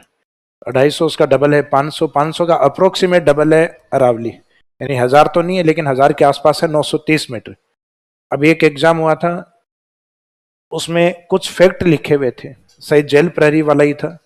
उसमें एक फैक्ट ये भी लिखा हुआ था, हाड़ौती के बारे में कुछ जानकारियां दी हुई थी, और एक फैक्ट लिखा हुआ था हाड़ौती की औसत ऊंचाई 600 मीटर। तो क्या हाड़ौती की औसत ऊंचाई 600 मीटर है, 500 है। और ये स्टूडेंट समझ के भी इसको उसको यही लगेगा ये फैक्ट क्यों गलत लिखेगा, क्योंकि एग्जाम तक जाते जाते 500 600 में बहुत ज्यादा फर्क नहीं रह जाता है। 500 अपने को ये लगता है कि हाँ 600 ये ठीक ही है, 500 की बात हुई थी तो 600 कहाँ गलत लिख दिया, तो इसका मीनिंग 600 लिखना गलत। 500 है तो इसका मीनिंग फैक्ट 500 ही होना चाहिए फिर। अब राजस्थान की जनसंख्या 6.85 करोड़ दी हुई है 2011 के अंदर, और एक ऑप्शन में लिखा हुआ है कि राजस्थान की जनसंख्या 7 करोड़ है 2011 के डेटा के अकॉर्डिंग। तो ये फैक्ट है, अपने को पता है राजस्थान की जनसंख्या 6.85 करोड़, तो वहां 7 करोड़ इसको लिखना गलत है। या तो 7 करोड़ लिखो तो अप्रोक्सीमेट 7 लिखो कि लगभग 7 करोड़ है, तब तो ठीक है। और डेटा में लिख दिया राजस्थान की जनसंख्या 7 करोड़ है, तो 7 करोड़ है, ये फैक्ट गलत है फिर। जैसे राजस्थान का क्षेत्रफल 3,42,000 है, और लिख दिया कि राजस्थान का क्षेत्रफल है 3,50,000 वर्ग किलोमीटर, तो नहीं है इतना, अपने को पता है 3,42,239 है। ये लिख के और इससे पहले अप्रोक्सीमेट लगा दिया तो ठीक है फिर। तो या तो आप लगभग लगाइए या फिक्स डेटा को लिखिए। तो यहां ऊंचाई लिखते टाइम थोड़ा सा यह ध्यान रखना कि हाइट है वो 200 से 300 मीटर यूनिट में लिखना है, किलोमीटर मत लिख देना वरना आयन मंडल में पहुंच जाओगे, आयनोस्फीयर के अंदर। तो वो डेटा मीटर में, बाकी दोनों डेटा किलोमीटर में है, ऊपर वर्ग किलोमीटर क्योंकि ऊपर टोटल एरिया है। तो ये 4 फैक्ट है, एक तो टोटल एरिया, तो एक्सटेंशन या विस्तार में टोटल एरिया 1,75,000 वर्ग किलोमीटर, लेंथ 640, इसकी विड्थ या चौड़ाई जो है वो 300 kilometre, and average height 200 to 300 metre. कुछ बुक्स में डेजर्ट की एवरेज हाइट के लिए एक फैक्ट और डेटा यूज किया हुआ है, कि राजस्थान का जो डेजर्ट है वो लेस देन 370 मीटर, कि राजस्थान का मरुस्थल 370 मीटर से नीचे। तो अपन भी तो यही बता रहे हैं कि 200 से 300 के बीच में। तो आप चाहे मैक्सिमम डेटा कितना भी यूज कर लो, आप तो कह दो कि 500 मीटर से नीचे है तो भी ठीक है, आप कह दो कि 1000 मीटर से नीचे है डेजर्ट तो भी ठीक है। तो इसका मीनिंग इससे ऊपर जो डेटा है वो डेजर्ट के लिए नहीं होना चाहिए। तो जैसे उन्होंने लिखा 370 से नीचे है, तो इसका मीनिंग स्टेटमेंट ठीक है। तो इससे ऊपर जो भी डेटा लिखोगे उसमें लेस देन ही रहेगा डेजर्ट, एंड डेजर्ट की हाइट हमेशा उससे कम ही रखनी है फिर। और स्टेटमेंट ऐसा आ गया कि डेजर्ट है वो 100 मीटर से भी नीचे है, तो स्टेटमेंट गलत है, क्योंकि अपने को पता है कि हमने एवरेज हाइट कितनी ली हुई है, 200 से 300। तो यहां तक समझ में आ गया। तो ये तो था इसके ज्यादातर फैक्ट वाला पार्ट। कल इसका अध्ययन हम 2 भागों में डिवाइड करके करेंगे, एक सेमी एरिड और एक एरिड डेजर्ट, या एरिड और सेमी एरिड पार्ट में।